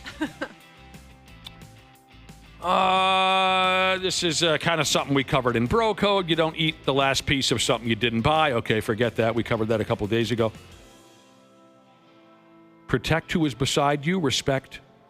What is this? Protect who is behind you and respect who is beside you. Okay, I'm not sure what that means. Never make the first offer in a negotiation. I've heard that one before. I've heard. If ever it comes up again, Josh, I will likely get nervous and make the first offer. Well, yeah, and people say in those situations you're supposed to be okay with silence. Right. Instead of kind of nervously filling the silence and then giving up something maybe you don't want to give up. How are you in those situations, Janelle, when you sit down with a TV station and you're working out what they might pay you for this or that? Do you keep a stiff upper lip? I think so. I bet you're very good at it. I bet you really are. I think you also have to go in knowing what you're worth and what the standard is. Right? Absolutely. You got to do your homework. Yeah. So I bet you present yourself very well in those situations. I remember Arya Davari. It always comes back to wrestling, doesn't it, Dana? It does. Arya Davari of the WWE. He's performed for AEW. Great performer, great guy. You remember Arya, don't you? I love him. He was great. Yeah. Outstanding guy, and I miss him. We haven't seen him in a long time. Yeah. When he told us when he went in to negotiate with Vincent Kennedy McMahon that, I don't know if it was advice that he was given or he just knew this, he said the worst thing you can do in a negotiation is to keep talking. And he said a lot of bosses, especially one as powerful as and ridiculous as Vince McMahon, is going to want you to kind of dig a hole for yourself. He's not nervous. He knows you're nervous. But Arya said he kind of played it perfectly. He stated kind of what he was looking for, whether it be money or anything else, and he just shut up. And he said it worked. It worked. Good for him. Because he expected you to go on and on because you're... Right, because they want you to go, I'd like this amount of money, and then there's silence, and you go, but I mean, I could take this if it came down to it. Right. All right. These rules are supposed to help you out in the long run. Yeah, Jungle Jane is here. Let's cut through this real quick before we got to go. Supposedly 15 simple rules that will help you lead a successful life. Again, like I said from the get-go, sounds kind of dramatic. I don't know if I'm buying all of it. Here's what we covered so far. Never shake hands while sitting down. Well, I did get one text that says, yeah, you always stand to shake someone's hands unless you're on the toilet. Nice to meet you. Oh, hey, I'm Dana. How you doing? Never talk bad about the food when you're the guest in somebody's home. Don't eat the last piece of something you didn't buy. Yeah. Protect who is behind you and respect who is beside you. That sounds kind of corny, but I think I know where they're going with that. Never make the first offer in a negotiation. Sure, valuable. All right. The rest goes like this. They're just simple rules, Cubby. That's all. Don't take credit for work you didn't do. We got a problem with that. Oh, my gosh. We've had problems with that in the past. We've had problems with that in the past. Oh, that's a thing. Janelle, you follow this rule. Dress well, no matter the occasion. Oh, Yeah. that's nice. Thank you. You're always dressed nice. I keep thinking about starting. I haven't done it yet. I think you guys always look good. Oh, wow. That's nice of you to lie. I mean, say. Well, speak honestly. Say what you think and mean what you say. Honesty's gone out the window. A number of years ago, honesty, with a lot of other simple gestures. Honesty's gone out the window. Doesn't exist anymore. Ask more questions than you answer is another simple rule you should follow. That definitely describes Janelle. Yeah. You're very You think? interested in other people. Yeah. You ask them a lot of questions. Like, what question's on your mind right now? I got a question for you. What are you eating? A bit of honey. That's such a Janelle candy. I haven't had one of those since Halloween 1985. You walked in the building this morning carrying a pack of Bit-O honeys. I mean, it's kind of a problem I have. Are you a junkie? A little bit. You got any circus peanuts in your purse, too? No, whoa. Tootsie Rolls and bit of honeys. Don't ever compare Bad friggin' habit. because Bit-O honey is one of the best there's ever so been. Good. They're so good. There's ever been. Oh, I guess it was always in the trash pile for me when on Halloween when I'd get them. Oh, kidding? I'd use those as trade bait for something better. Now, you got to be careful, which is ridiculous. You're missing out, Dana. You're doing it all wrong. You got to be careful. Janelle will tell you this. If you're not careful with Bit-O honey, it will not only remove your fillings, but the teeth from your jaw and maybe even a chunk of your jaw line. But they are so good, and I'm not trying to blow up, but a few days ago, Ashley kept peanut M&Ms a secret from me. So, and I yelled at her for that. Like she was eating them? She had a bag of them or something, and she didn't tell anyone. Yeah. Next time, I'm not going to get mad at you this time, but next time you come in the building hauling around Bit-O honeys, would you let a player know? Oh, I will. Okay. And I'll bring you some for sure. You're the best in the business. Another life rule for us. I hate when they try to beat us over the head with this one, Josh. Leave profane language for the less educated. Shut up. Haven't there been studies that say the people that swear are actually more intelligent than people who don't? Well, certainly happier. Happier. They talk about being happier. I have not seen that about intelligence levels.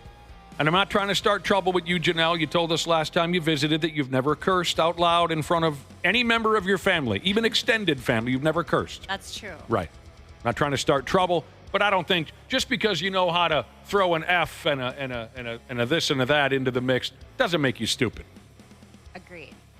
Avoid putting your phone on the table when out to eat. Everybody puts their phone on the table now when they're out to eat. Yeah. I do that most times just because it's uncomfortable in my pocket.